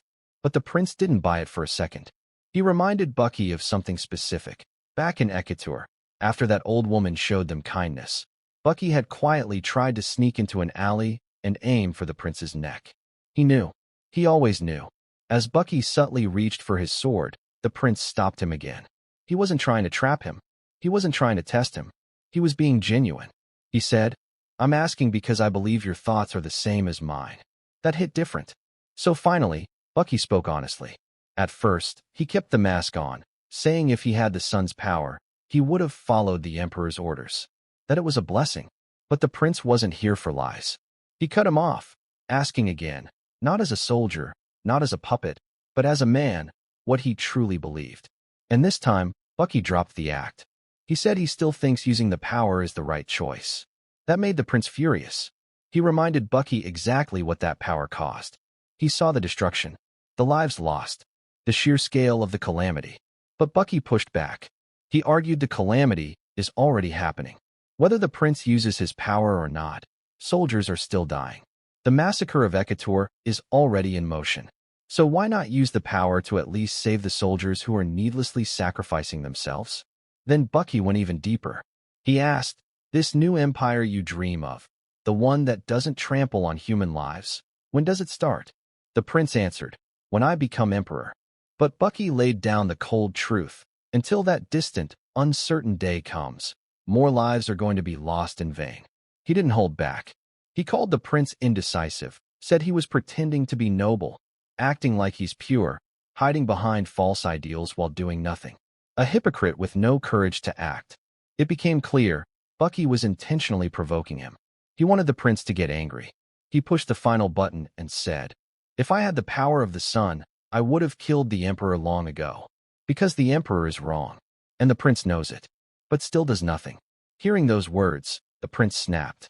In that moment, Bucky's voice and face reminded him of his father. Not because of what he said, but how he said it. Like the emperor who only saw his own son as a tool. The prince couldn't hold it in anymore. He began to unleash the sun's power. And right at that moment, exactly what Bucky had been waiting for, he drew his blade and charged. One strike. That's all he needed. And he got it. He slashed the prince's face. And just like that, the sun power exploded once again. You remember how Bucky kept pushing the prince, provoking him, throwing insult after insult, right? That wasn't just blind rage or rebellion. There was a reason behind it. Let's rewind a bit to get the full picture. Back then, Bucky had gone to report to Custos. He told him he'd tried everything, but the prince was still refusing to use his power. Just didn't want to let it loose. But then Custos asked something very specific. Is it true the prince got that scar on his face when he used the sun power last time? Bucky confirmed it. Yep. And that's when Custos dropped his new plan. He told Bucky to recreate that exact trigger, to put the prince under the worst kind of pressure, psychological pressure, then strike him down in the same way to force out his power. It was no longer a suggestion. This was now an imperial command.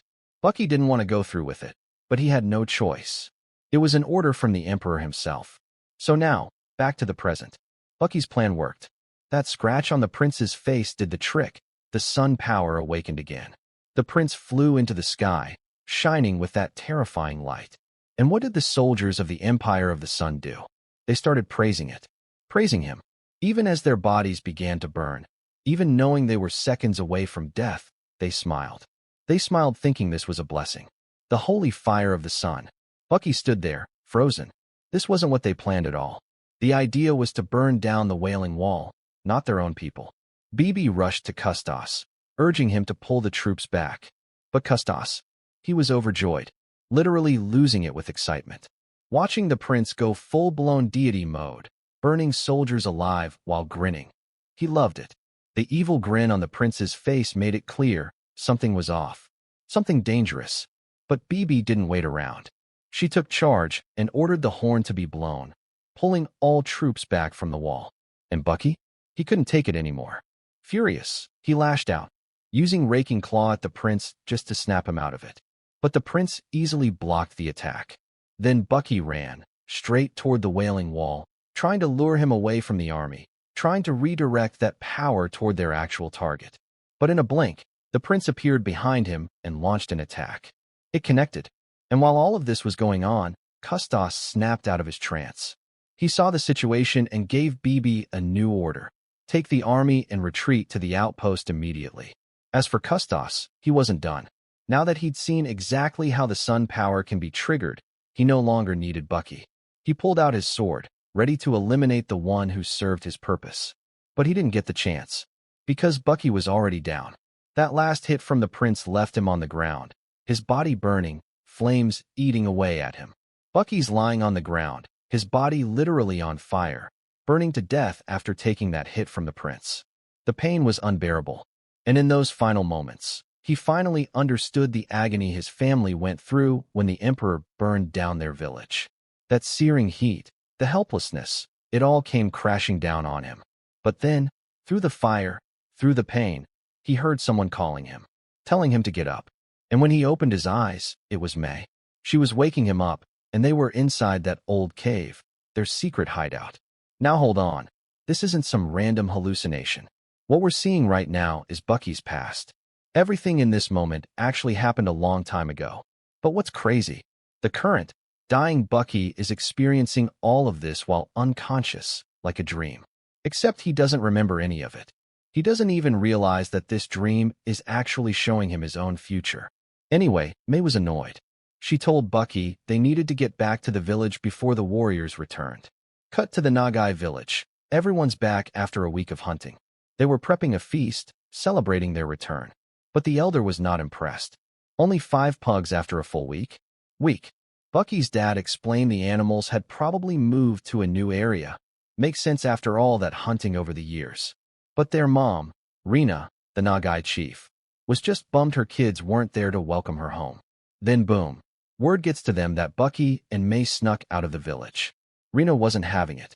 Bucky, being all confident now, decided to face her. He told her straight up. He was ready to start hunting on his own and take on responsibilities. But the second he slipped and said he'd seen some guy outside the village, Rena's entire vibe changed. She stormed over, grabbed him by the shoulder, and demanded every single detail. For a second, she was so angry she almost hit him. But Bucky's dad stopped her, and she calmed down. Then she asked him gently to take her to wherever he's been going. So he did. He led her to the cave. And the moment Rena saw it, she could tell it was a perfect lookout spot. She tried to act impressed, gave him a little praise for finding it, but Bucky was still upset from earlier. She sat next to him, apologized for losing her temper, and explained herself.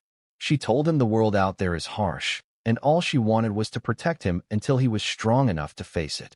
Then, she said something that hit hard. She loved him more than anything. Now here's where things get real. Without even realizing it, Bucky said something shocking. He said he regretted everything. That if he hadn't been so stupid and left the village, none of them, his mom, dad, or May, would have died. Those exact words. And Rena froze, because that hadn't happened yet. But somehow her son knew their future. That's when she realized the truth. This was the Nagai's true power. She asked him what he just said, but Bucky couldn't remember saying anything. It was like he was just talking from instinct, like the dying Bucky in the present was speaking through his younger self. Rena understood it all. Her son was seeing across time. Her heart broke, knowing the burden he was going to carry. She pulled him into a hug, crying, and asked him to forgive her. Then she told him something he needed to remember. That he is the proud descendant of the Nagai. That he is brighter than anything under the sky. That he is the Nagai's future. She begged him to find it, their roots, their origin. And then, just like that, he got pulled into the void. Her last words to him echoed, "I love you." And just when we thought Bucky was gone for good, his body stopped burning, and he rose. His right eye glowing, alive with the true power of the Nagai. The prince just finished unleashing that terrifying sun power, and now he's finally calmed down. But as he looked around and saw the aftermath, saw the destruction he caused, especially the Wailing Wall now completely obliterated, he couldn't take it. The weight of it all hit him, and he collapsed to the ground. Custos was already there, watching him closely. He calmly pointed out that even though the prince's power might not be on par with the emperor's just yet, it's still more than enough. That power alone could crush armies. But suddenly, Custos sensed something strange. A weird energy moving nearby, something intense. And when he turned, it was coming straight from Bucky. Now Bucky, after all that pain, after rising back up with the Nagai power flowing through him, was walking toward the prince. He didn't even know what this energy was. All he could think was, with this strength, with this power, he might actually be able to take down the emperor. He was locked in on his goal, laser-focused, ready to move. But before he could do anything, Bibi appeared behind him. She saw it in his eyes. He was about to throw everything away. So she stepped in, warning him not to be reckless, not to waste his life. Bucky didn't care. He yelled at her to move aside. But Bibi? She wasn't playing games. In the blink of an eye, she was already in front of him and, bam, she hit him with a brutal kick to the side of his neck, knocking him to the ground. Now don't freak out. Bibi's not betraying him or anything. She isn't fighting for the Empire of the Sun. In fact, her goal is just like Bucky's. The grand scheme of things? We're so close to the big reveal. Trust me. Anyway, just as Bucky's on the ground, Custos arrived at the scene, following the trace of that strange energy. He saw Bibi standing over Bucky and immediately questioned her. She kept her cool and explained that she was there because she judged Bucky needed saving. And when Custos asked why she'd protect him, she cleverly reminded him that Bucky was personally appointed by the Emperor himself as the prince's guard. Letting someone like that die would definitely not go over well. Then Custos got to the point. That energy, he asked Bibi straight up if she knew what it was. She absolutely knew it came from Bucky, but she lied. Told him she didn't know. Custos wasn't convinced. He was about to take action. Even Bibi, in that moment, thought she was going to die trying to protect Bucky. But here's the interesting part. Custos didn't attack. He held back, because he realized something was off. He looked at Bibi, her posture, her words. He was starting to piece things together. Then, out of nowhere, it began to rain. And just like that, Custos made his choice.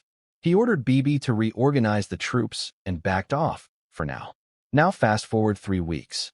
Bucky finally wakes up from his coma. He's lying in bed, and who's there? Dormit, just sitting there silently. When Bucky opened his eyes, Dormit didn't even say anything. He just got up, ready to leave. But before walking out, he gave him an update. Captain Malin from the Hawk's Wing said it was lucky Bucky even survived at all. Even with powerful healing magic, they couldn't fully restore him. Bucky was shocked. 3 weeks. He'd been out that long. First thing he asked, what about the conquest? Dormit answered without blinking. The conquest is still ongoing, but the kingdom of Ekatur? It's gone. Doesn't exist anymore. It's been wiped out. And that old woman, the kind soul who once showed mercy to the prince? She's dead now, burned away by the prince's own power. The next day, heavy rain came pouring down like it wanted to drown the entire battlefield. It finally put out the blazing fire left behind by the prince's rampage. And just like that, the Empire's march toward Ekatur officially began.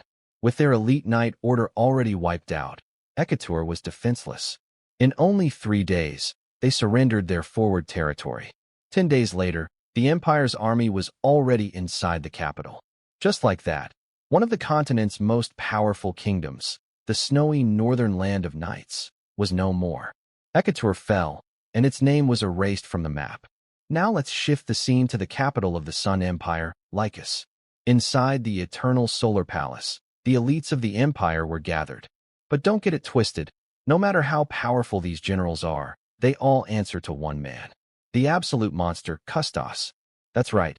Even though these generals are top-tier warriors, Custos is still their master. And if he wanted, he could erase every single one of them. Commander Lilia, leader of the Empire's Eastern Hawk's Tail Division, was there, speaking with Shura, the commander of the Northern Hawk's Wing and father of Perrin and Mint. Lilia tried to convince him of something, but Shura shut it down cold with just a stare. The kind of stare that says, don't push it. Also present were 2 other high-ranking officers, Lieutenant General Peets of the Southern Hawk's Talon and Brigadier General Mbaka of the Western Hawk's Beak. When Custos finally arrived, Mbaka was shocked. He noticed Custos was injured. Shura stepped in, explaining that during the conquest, Custos faced the prince's sun power head-on. That alone shows how wild the prince's power is, if it could hurt someone like Custos. Custos didn't waste time. He got straight to the point. Thanks to the prince's blessing, aka that overwhelming sun power. The wailing wall that blocked them for 6 months was finally brought down. Ekator fell under the might of the Empire. And sure, that's a huge win, but it came at a high cost. The victory was bloody, especially for the Hawkswing. They took the brunt of the losses and are barely able to hold themselves together now. But things are about to get worse. The other 4 kingdoms saw how weakened the Empire was after Ekator and didn't waste time. They've already formed a coalition and are gathering their forces in the kingdom of Wislu. If that army strikes now, the Empire might lose the territories they just conquered. Peets, confident in the prince's power, claimed it doesn't matter. He could wipe them all out in seconds. But Custos broke it down for him. The problem isn't whether the prince can do it, it's whether he should. Every time the prince uses his power, he loses consciousness. So if they plan to use that power in every campaign going forward, they're going to face serious delays and risks. So Custos gave the order. Within 3 days, every general must gather all their available forces, excluding the absolute minimum needed to maintain their divisions, and move them to the newly constructed outposts. But their role? Purely defensive. If a fight breaks out, their job is to hold the line. As for launching a full-on war, crushing the coalition, and conquering the remaining kingdoms, that's the emperor's responsibility. After this, Custos paid a visit to the prince. Not just anywhere. He went to the empress's memorial, where the prince was mourning. But Custos made something very clear. If the emperor finds out the prince came here, it'll spark his fury. The prince didn't even flinch. He asked the one question burning in his mind. How many people died in the conquest? Custos didn't answer. But the prince had enough of silence. Even if he couldn't fully remember what happened when he used the sun's power, he remembered pieces, bits of soldiers smiling through the flames as they died, praising him even as they were burned alive. That memory was eating away at him. The prince broke down crying, saying he just can't take it anymore. Custos, furious, barked at him to stop being so soft and childish. But the prince said what he was truly feeling. He misses his mother. That hit Custos hard. He remembered the empress, the day she gave birth to the prince. And just like that, Custos backed off. He didn't say anything more. He just told the prince to finish grieving and prepare, because it's time to face the emperor. Now let's shift scenes again. Remember the squad everyone thought was dead? They're back. And they've been given one task: escort Bucky somewhere. Now let's head to the border of the kingdom of Wislu. That's where Custos and Shura are currently stationed, overseeing the construction of the Empire's forward battle outpost. Soldiers are setting up positions, digging in, and preparing for what might be the biggest war yet. But despite all the movement, Custos couldn't sit still. His mind kept going back to that moment, that powerful energy he felt on the battlefield. It wasn't just any aura, it was something unfamiliar and intense, and the fact that Bibi was nearby when it happened, that made things even more suspicious. He knew something was off, and now he couldn't ignore it any longer. Shura approached him, reporting that all forces from the division had arrived. But instead of diving straight into strategy, Custos took a moment to say something personal.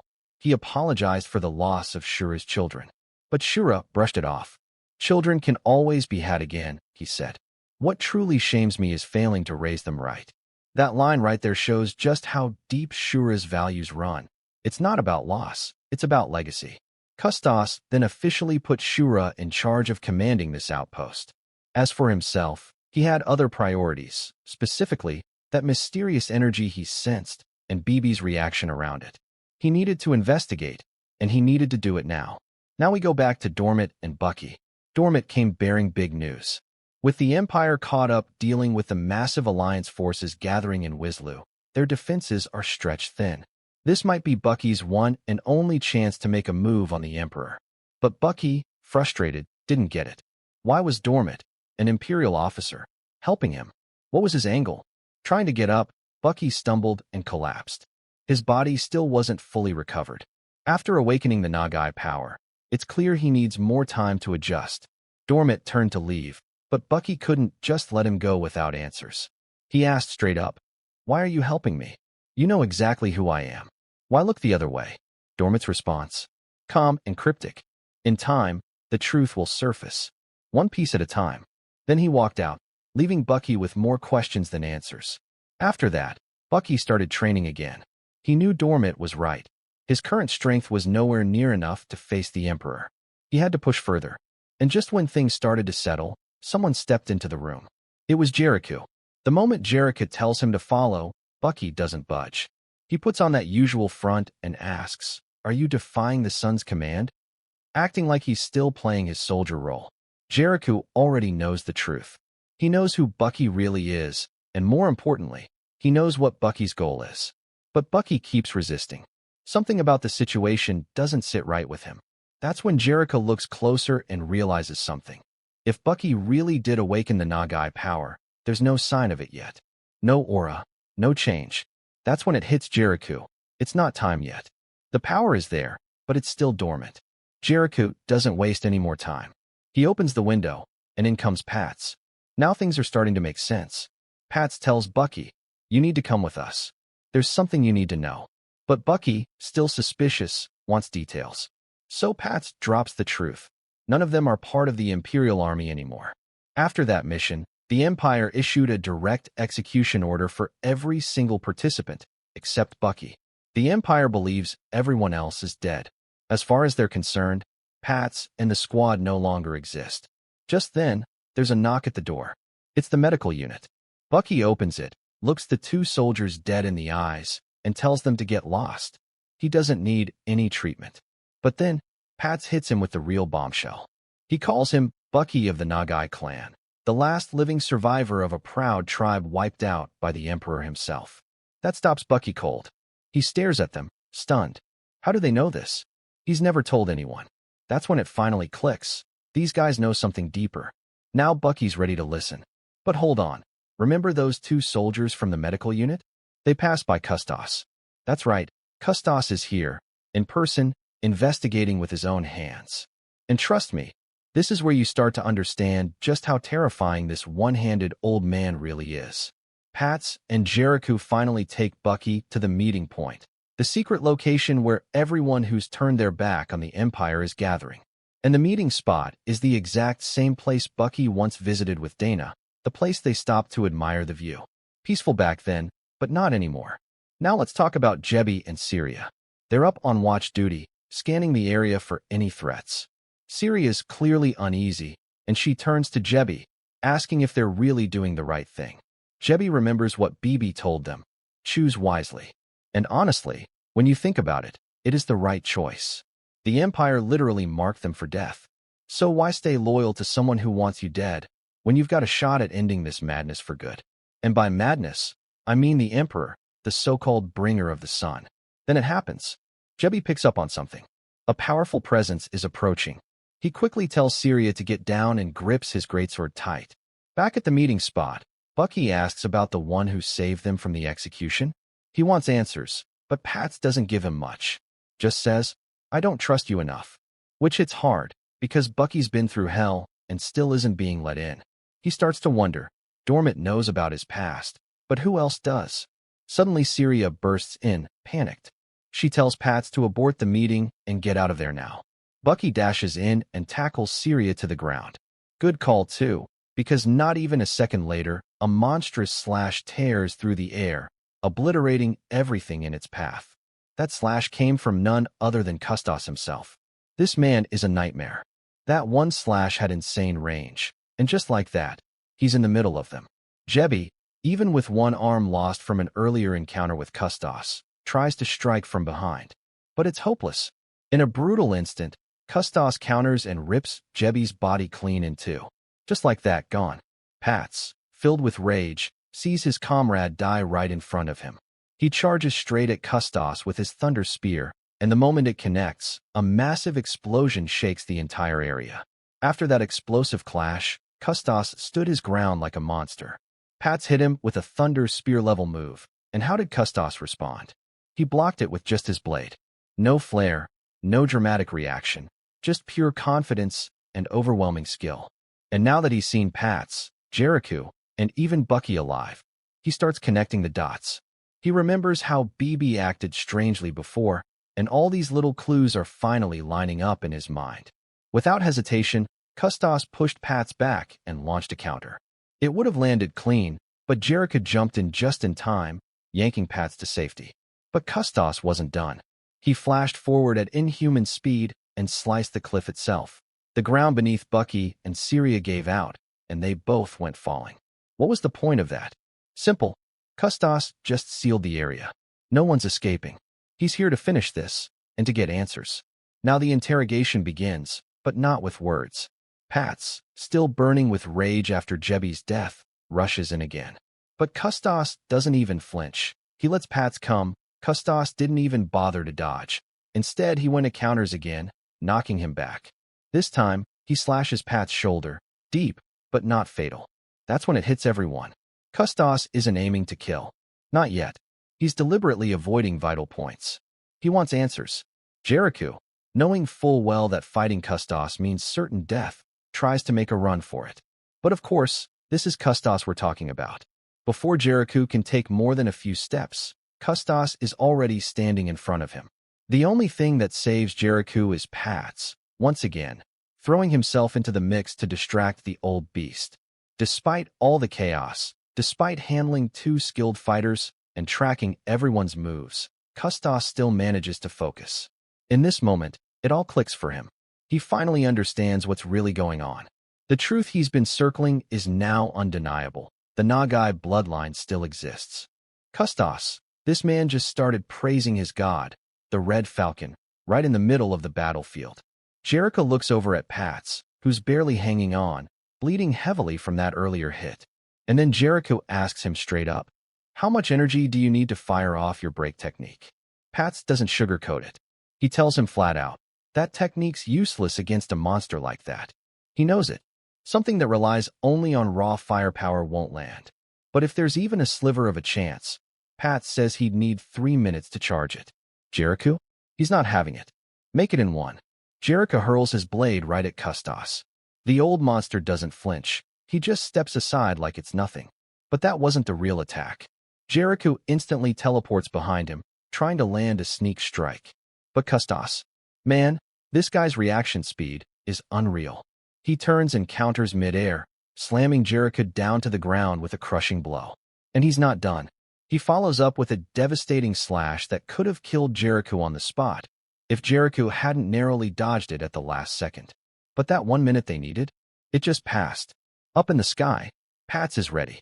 He's already midair, his break technique fully charged, and he fires it straight at Custos with everything he's got. But Custos blocked it. Not with some barrier. Not with magic. With his blade still in the sheath. He stood there, unshaken, while the destruction raged around him. And once it all settled, he casually dashed from rock to rock in that insane burst of speed and landed on the other side like nothing happened. Jericho wasn't giving up, though. He poured everything, every last bit of his mana, into launching chunks of the falling rock straight at Custos, thinking maybe this will at least buy them a few seconds to run. Maybe, just maybe, it'll slow him down. Nope. Custos walked through it. He tanked every rock, broke free, and with one clean slash through the air, he sliced Jericho's arm clean off. Bucky rushed to Syria, who was lying there, barely hanging on. She was on the verge of death, but still had enough strength to grab his arm and whisper the only thing that mattered. Take Pats and the others, run, and one day, avenge Jebi. Bucky, trying to ease her suffering, gave her a healing rune, not to save her, because it was already too late, but just to take the pain away. But Bucky knew he had to go. It wasn't just about surviving anymore. Custos had figured it out. He knew who Bucky really was. And if Bucky stayed, he wouldn't just be risking his life. He'd be throwing it away. He looked up, and the slash Custos had launched earlier? It was still streaking across the sky like a scar carved into the heavens. Then out of nowhere, Pats appeared, carrying Jericho on his back. Somehow, even after everything, Pats had managed to cauterize Jericho's wound and keep him alive. But just as they got to Bucky, Custos came crashing down from above, landing another slash that made Jericho's condition even worse. And then it happened.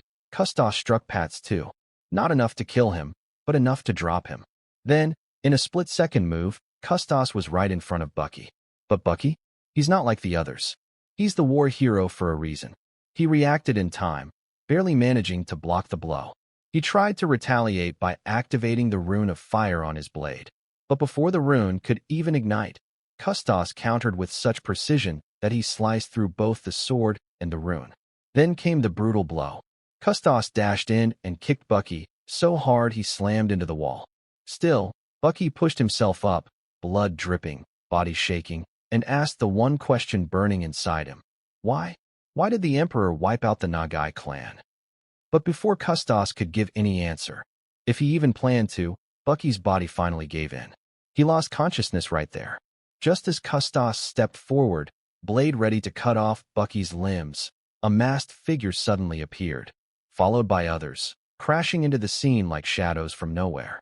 Bucky was saved for now. Custos pulls back after all the chaos, and guess what? His face is scratched. That's right. Someone actually landed a hit on the one-handed monster himself. Turns out, it was one of the masked attackers. The two masked figures lock eyes. No words needed. They know what to do. They jump into action like a well-oiled machine. The one using fists lunges forward and slams Custos with a heavy strike. Custos raises his blade to block, but the moment he feels the technique, something clicks. He knows this fighting style. And honestly, so do we. There's only one person in this whole story who fights like that. You already know it's BB. Another masked fighter tries to sneak attack from behind, but Custos isn't playing. He jumps up, slams the ground, and shatters the entire battlefield, catching the second attacker in the shockwave. BB charges again, but this time Custos isn't just blocking. He wipes out her entire arm with one counter. Then he says it. It's been a while, Captain. Boom. No more mystery. The fist user is BB. Suddenly, a third masked person activates a trap technique, forming a glowing orb around Custos to try and lock him in place. They hope to buy time, but Custos? He slices right through it like it's paper. His slash keeps going, straight toward that third person, but their comrade saves them just in time. And now here's where it gets even better. Guess who that is? It's none other than General Peets, former commander of the Southern Hawks Talon Division. And not only that, he's the son of Hephaestus, the legendary man who built the Wailing Wall. So yeah, Peets is officially on the side going against the Empire. And Custos is livid. From his perspective, all around him are traitors, heretics spitting in the face of the Sun's divine order. And near them, there are even more people, all allies of Peets and BB. And one of them? Oh yeah, you know him. Remember Marte, the one who fought during the Prince's operation? He's part of their team too. This rebellion is stacked. Back to BB. She regenerates her arm and warns the others. Fighting Custos any longer is suicide. They need to take Bucky and escape. But Pete steps up. He volunteers to hold Custos off. His body's covered with indestructible armor, so if anyone can take a beating, it's him. Custos charges. Pete swings back. But Custos. He dodges and returns two precise, powerful hits. And even though Pete is supposed to be indestructible, Custos still manages to scratch him. That's how dangerous this man is. Meanwhile, BB grabs Bucky and activates the teleportation rune. Just before it goes off, Custos blinks across the field and slices BB clean in half. One of the others attacks with a strange power, but Custos nullifies it. He's about to kill them, but Pete dives in, takes the hit himself, and this time Custos punches through the indestructible armor, putting a hole through Pete's arm. As BB finishes regenerating, Custos has had enough. He finally unsheaths his sword. That's right, he hadn't even been fighting seriously until now. When that blade comes out, it means he's going for the kill. Then one of their allies fires a powerful shot from a distance, forcing Custos to block. That small window is all they needed. Pete's and the rest grab Bucky and vanish using teleportation. Custos stands there alone, seething with rage. For him, this wasn't just a skirmish, it was a humiliation. While Bucky was unconscious, his mind drifted back to a warm, old memory. He saw his mother, Rena, holding the crocodile necklace, the very same one she always wore. That day was May's birthday, and Rena handed it over to her daughter as a gift. Now imagine this. Bucky's standing there watching the whole thing unfold, and he's a little salty about it. I mean, on his own birthday, all he got was a few pieces of pug meat. Not exactly a fair trade, right? May was confused. Why give her something so personal? That necklace meant everything to Rena. But Rena smiled and explained. That pendant represents their tribe's god, the crocodile god. It's more than just jewelry. It's a prayer for protection. And now, Rina was passing it down to her daughter to keep her safe no matter what. Now here's where it stings. Bucky's fuming, thinking his mom totally forgot about him. But Rina hugged him, looked him in the eyes, and said something that stuck with him forever. The greatest warrior doesn't need a pendant. Your job is to make sure May never needs that necklace to protect her. That was her way of saying she believed in him more than anything. And just like that, Bucky wakes up. Right there, beside him, is Bibi. She looks at him and says casually, "Just call me Bibi. We're not part of the Empire anymore." And from this point, things start to unfold. This is where we finally start to understand the massive plot that's been building behind the scenes. Bucky immediately asks, "What about the others? Are they still alive?" Bibi answers him straight. Everyone except Jebi, who died instantly, is still being treated. Then it hits, the truth. Bibi reveals something huge. Bucky, the last survivor of the Nagai clan, has been watched for a long time. They've been hoping, waiting, for him to become the flame that would one day burn the Sun Empire to ashes. And during the conquest of Ekatur, Bucky proved them right. That's when the Nagai power awakened. But Bucky's not convinced. He's confused. Dormant, Bibi, and now all these people suddenly care about him? If his power was so important, why didn't they come for him earlier? Why wait? Bibi cuts in, because they didn't know for sure. They thought May was the one who inherited the power. After all, she had the necklace. Then Bibi hands him the necklace. That exact one from his memories. She explains their whole plan fell apart when May died. They were devastated. They thought the last spark of the Nagai was gone. Until Dormant said he felt something in Bucky. But Bucky's not buying it. He throws it in her face. Dormant is the one who sold out their village, who brought the Emperor's wrath upon them. He destroyed everything. Here comes the brutal truth. They didn't need the Nagai clan. They only needed Bucky alive. Bibi admits it. The plan from the start was to wipe out the entire Nagai clan and steal the one who inherited the power. The Nagai had turned their backs on their roots, and the punishment was death. That explanation? It shattered something inside Bucky. Raging with grief and fury, Bucky attacks. But Bibi blocks him easily. She doesn't fight back. She says it clearly. He can kill her later, if he wants. But not now. Not until they take down the Emperor, their shared enemy. Right now, they need each other. As this heavy moment settles, someone else walks in, Marte. Yep, Bucky's stunned. Marte's here? Bibi immediately reassures him. He's one of them too. Then Marte drops another bomb. Remember that whole mission when they infiltrated Ekatur alongside the prince? That wasn't just a campaign. It was a setup, a carefully planned performance by the Sun Empire. The real objective? To erase the prince. You heard that right. The Empire wants to get rid of their own prince, the one with the power of the sun. So Bucky's sitting there, trying to process everything. I mean, everyone has always said how much the Emperor struggled just to have a child. And now he's hearing all this? Marte, calm as ever, keeps going. He starts telling Bucky about what happened during the invasion of the kingdom with the prince. After they breached the kingdom, Marte went to deal with the negligent knights who failed to do their duty. But when he got there, something was off. The elite knights were missing. Completely gone. Then Marte noticed the king's chamber doors. They were slashed open. So he went inside, and what did he find? The king was already dead, slumped on his throne. The situation was pure chaos. Marte rushed back to the battlefield where the prince had wiped out the elite knights. Only one was still alive, the gatekeeper. And this gatekeeper had a story. He told Marte everything. He said after Caesar, yes, the prince killed the king, the gatekeeper wanted to report it immediately. But Caesar stopped him. Why? Because they all knew that Marte's loyalty was with the king. If he heard what really happened, he would have lost it. And they were right.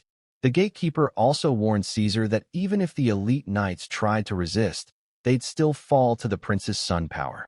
But here's where it gets really crazy. Caesar calmly told him that the prince couldn't even use that power. So how did they know all this? Who was feeding them this top secret information? There was a traitor, someone who told them about the prince's weaknesses, someone who even warned them that the prince and his squad would enter Ekatur undercover. And who was this person? Get ready for it. It was Custos, the supreme commander himself, the one-hand monster, the right hand of the emperor, the same guy who was always seen as the most loyal figure in the empire. He's the traitor. Let that sink in.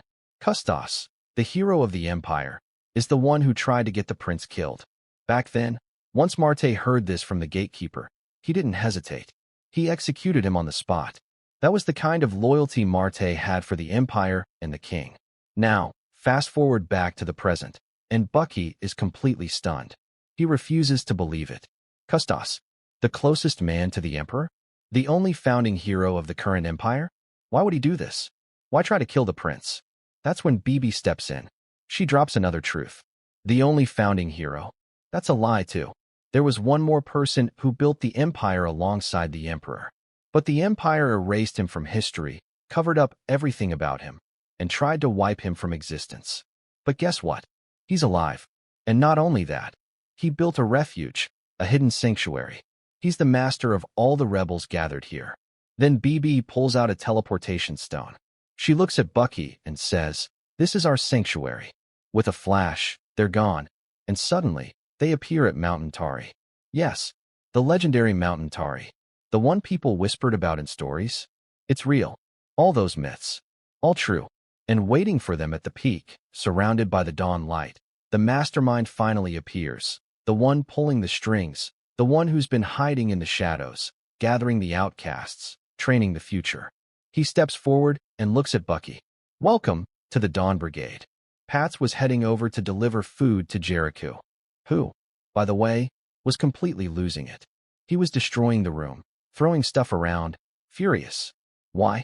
Because after losing his arm, he can no longer use magic. And to someone like Jericho, that's like losing your entire identity. But Pats wasn't having any of that self-pity. He smacked him and told him to be grateful. If it weren't for the commander's orders, Pats would have already finished him off. Harsh. Maybe. But that's how soldiers talk when death is always around the corner. Then Jericho dropped something heavy. He asked Pats, "Do you really believe this group can take down the Emperor?" Pats answered straight, "With Bucky on our side, there's a real shot." And that's when Jericho told him something he'd seen, that left Pats frozen in place, completely stunned. Now, let's jump back to Bucky. He was with the commander of the Dawn Brigade, the one and only Jainer. The old mage finally began to lay out the truth. He explained that among all those who helped build the Empire, only two were considered true founding figures. First, there was Custos, the martial god, the one who dominated the battlefield and laid the foundation of the Empire's laws. Then there was Jainer himself, the grand magician, the one who invented runes and brought forth a new age of magic. These two, Custos and Jainer, were pillars of the Empire, fulfilling the duty of the sun for the Emperor. But Bucky wasn't just going to take his word for it. He asked for proof. So Jainer teleported them to a massive hidden structure, a place where a giant rune glowed with raw power. This was Adam, the first rune Jainer ever created. He explained that all rune crystals used today are just broken fragments of this one original rune. Ever since he took Adam and went into hiding, the Empire tried to replicate his work, but they all failed. Every rune they produced was just a cheap copy. Bucky could feel it. The magic in that place was dense, powerful, nothing like the standard runes he'd been given in battle. This was the real deal.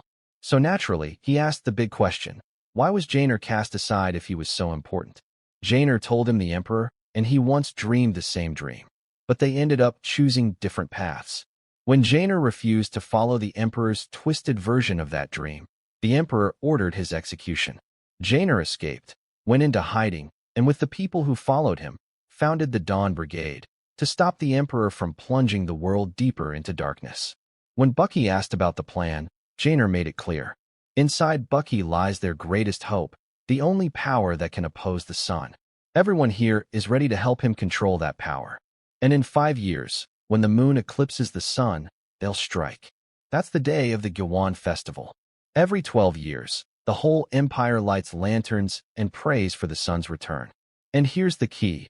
On that day, the sun's power weakens, because it originally came from the sun god, the Red Falcon. But Bucky brought up a smart point. That's also when security is at its highest. So infiltrating the empire will be harder than ever. Jainer wasn't shaken. He explained the empire is in a rush to finish its conquest of the remaining kingdoms before the next Gwan festival. They want to use that day to show off their victory. But after the bloody Ekatur campaign, if they go into another war, their military will be stretched thin. So no matter how strong they are, It'll still be easier to attack then than to face the Emperor at his full strength. Bucky took it all in. He agreed. Their goals aligned. He would fight with them. But there was still one thing eating at him. Bucky demanded to know why his Nagai clan was branded as traitors and wiped out. Janer didn't answer right away. Instead, he asked Bucky something, a test of character. Right now, Bucky is chasing two things, revenge and the truth. But if those two paths lead in opposite directions, which one will he choose? Janer warned him. Once he learns the truth, he may no longer want revenge. And if he fulfills his revenge, the truth may no longer matter. Before Bucky could even answer, Pats came storming in, absolutely furious. Without a word, he raised his thunder spear and lunged straight at Bucky, aiming to kill him. Let's take it back to the aftermath of the prince wiping out the elite order. Jericho managed to escape and hide, and while hiding, he saw something that changed everything. Bucky was the only one left alive. And not just that, he actually witnessed Bucky's fight with Perrin. It was Bucky who killed her. Now remember that moment when Jericho told something to Pats that left him stunned? That was it. He told him the truth. Bucky is the one who killed Perrin. That's why now, in this very moment, Pats lunged at Bucky, filled with rage, ready to end him. But before the blow could land, one of the Dawn Brigade members dashed in and stopped the technique just in time. Pats was furious. He didn't care who stood in his way. He shouted he was going to kill Bucky because he killed Perrin. Bucky tried to speak, tried to explain why he had to do it, but Janer cut in sharply. He told Bucky he didn't owe anyone an explanation. Not here. Then Janer turned to Pats and reminded him. Their squad gave up everything for an empire that betrayed them. The same empire that tried to erase them for the sake of honor. Janer made it absolutely clear, in the Dawn Brigade, personal emotions don't matter. There's only one goal, and that's the fall of the empire. But Pats wasn't backing down. He still wanted blood. That's when one of their own stabbed Pats from behind. Janer gave him the choice. Either die here chasing empty revenge, or help them burn the empire down. And once their mission is over, settle things with Bucky then. Pats stayed silent. And that silence? That was all Janer needed to know. The woman who stabbed him quickly used her magic to heal the very wound she gave him. That's how twisted and disciplined these people are. Bucky saw this unfold, and he was furious. He called them out right there. These so-called righteous rebels preaching justice. But the moment someone questions them, they stab their own? What kind of justice is that? Bucky had enough. He turned, ready to walk away, disgusted by their hypocrisy. But Janer stopped him with words that cut deeper than any blade. He reminded Bucky that his path isn't noble either, that his hands aren't clean, that so many people have already died because of him. Janer gave him one final warning. Revenge is like wildfire. If Bucky doesn't control it, it will consume everything he holds dear. Bucky didn't back down. He looked Janer straight in the eyes and made a promise. After he kills the Emperor and burns the Empire to ashes, he'll burn Janer too. Janer didn't flinch. In fact, he smiled. He welcomed it. He promised that they would shape Bucky into the brightest flame the world has ever seen. After the Emperor made his grand declaration to conquer the entire continent, war exploded across the lands. That war didn't just burn down cities or armies, it planted seeds. Seeds of rebellion, revenge, and hope. Those seeds grew quietly, tangled in blood and ashes, not knowing what their future held. Now let's shift over to Custos, who went to meet with the prince. And get this, Custos had the audacity to tell the prince that he found traitors, but they managed to escape. Like, bro, you're literally the biggest traitor in the empire. What are you even talking about? To make it worse, he threw Bucky under the bus, accusing him of conspiring to rebel. And with a straight face, Custos told the prince to stay focused on the upcoming conquest. He said he'll handle the final piece of the glorious work left by the emperor. On the other side of the continent, Wizzle, Pavia, Nitkama, and Drumloop kingdoms were not just sitting back. They were forming an alliance, gathering their armies and linking their swords together in a shared vow. To stop the Sun Empire no matter what. Now let's go to something wild, Lilia and Shura. Remember how Shura kept refusing her offer? He finally accepted. And then came a massive twist. Mint, his daughter who died because of the prince's sun power, was brought back to life. Yeah, I said it. Resurrected. But when Shura saw her, instead of joy, he was disgusted. Called her weak and killed her again without even lifting a finger. But then, Mint regenerated her body, just like BB. Now here's the important detail. Mint was never born with magic power, and that's the key. Lilia's twisted research has reached its peak. She can now resurrect corpses that weren't born with magic. This was her final result. Next we travel to Mount Antari, specifically the lowest Frost Gorge. Here, we meet another faction. Their leader? A massive man who just got the word. Janer wants Bucky to stay here. But not everyone's on board with that. One of the followers said the Nagai clan betrayed their roots, so Bucky should be captured and killed. But the massive man made it clear, bring Bucky to him. He'll keep him close. Now back to BB, who tells Bucky it's time. The journey continues. And Bucky? He's ready. Everyone is now starting to take their own path, each one lit with conviction, revenge, and secrets. And here comes the final line. We don't even know who said it. Was it Bucky or the Emperor? But it hits hard. This proves once again, Rena, that the path I chose to walk was indeed inevitable. With that, Season 1 comes to an end.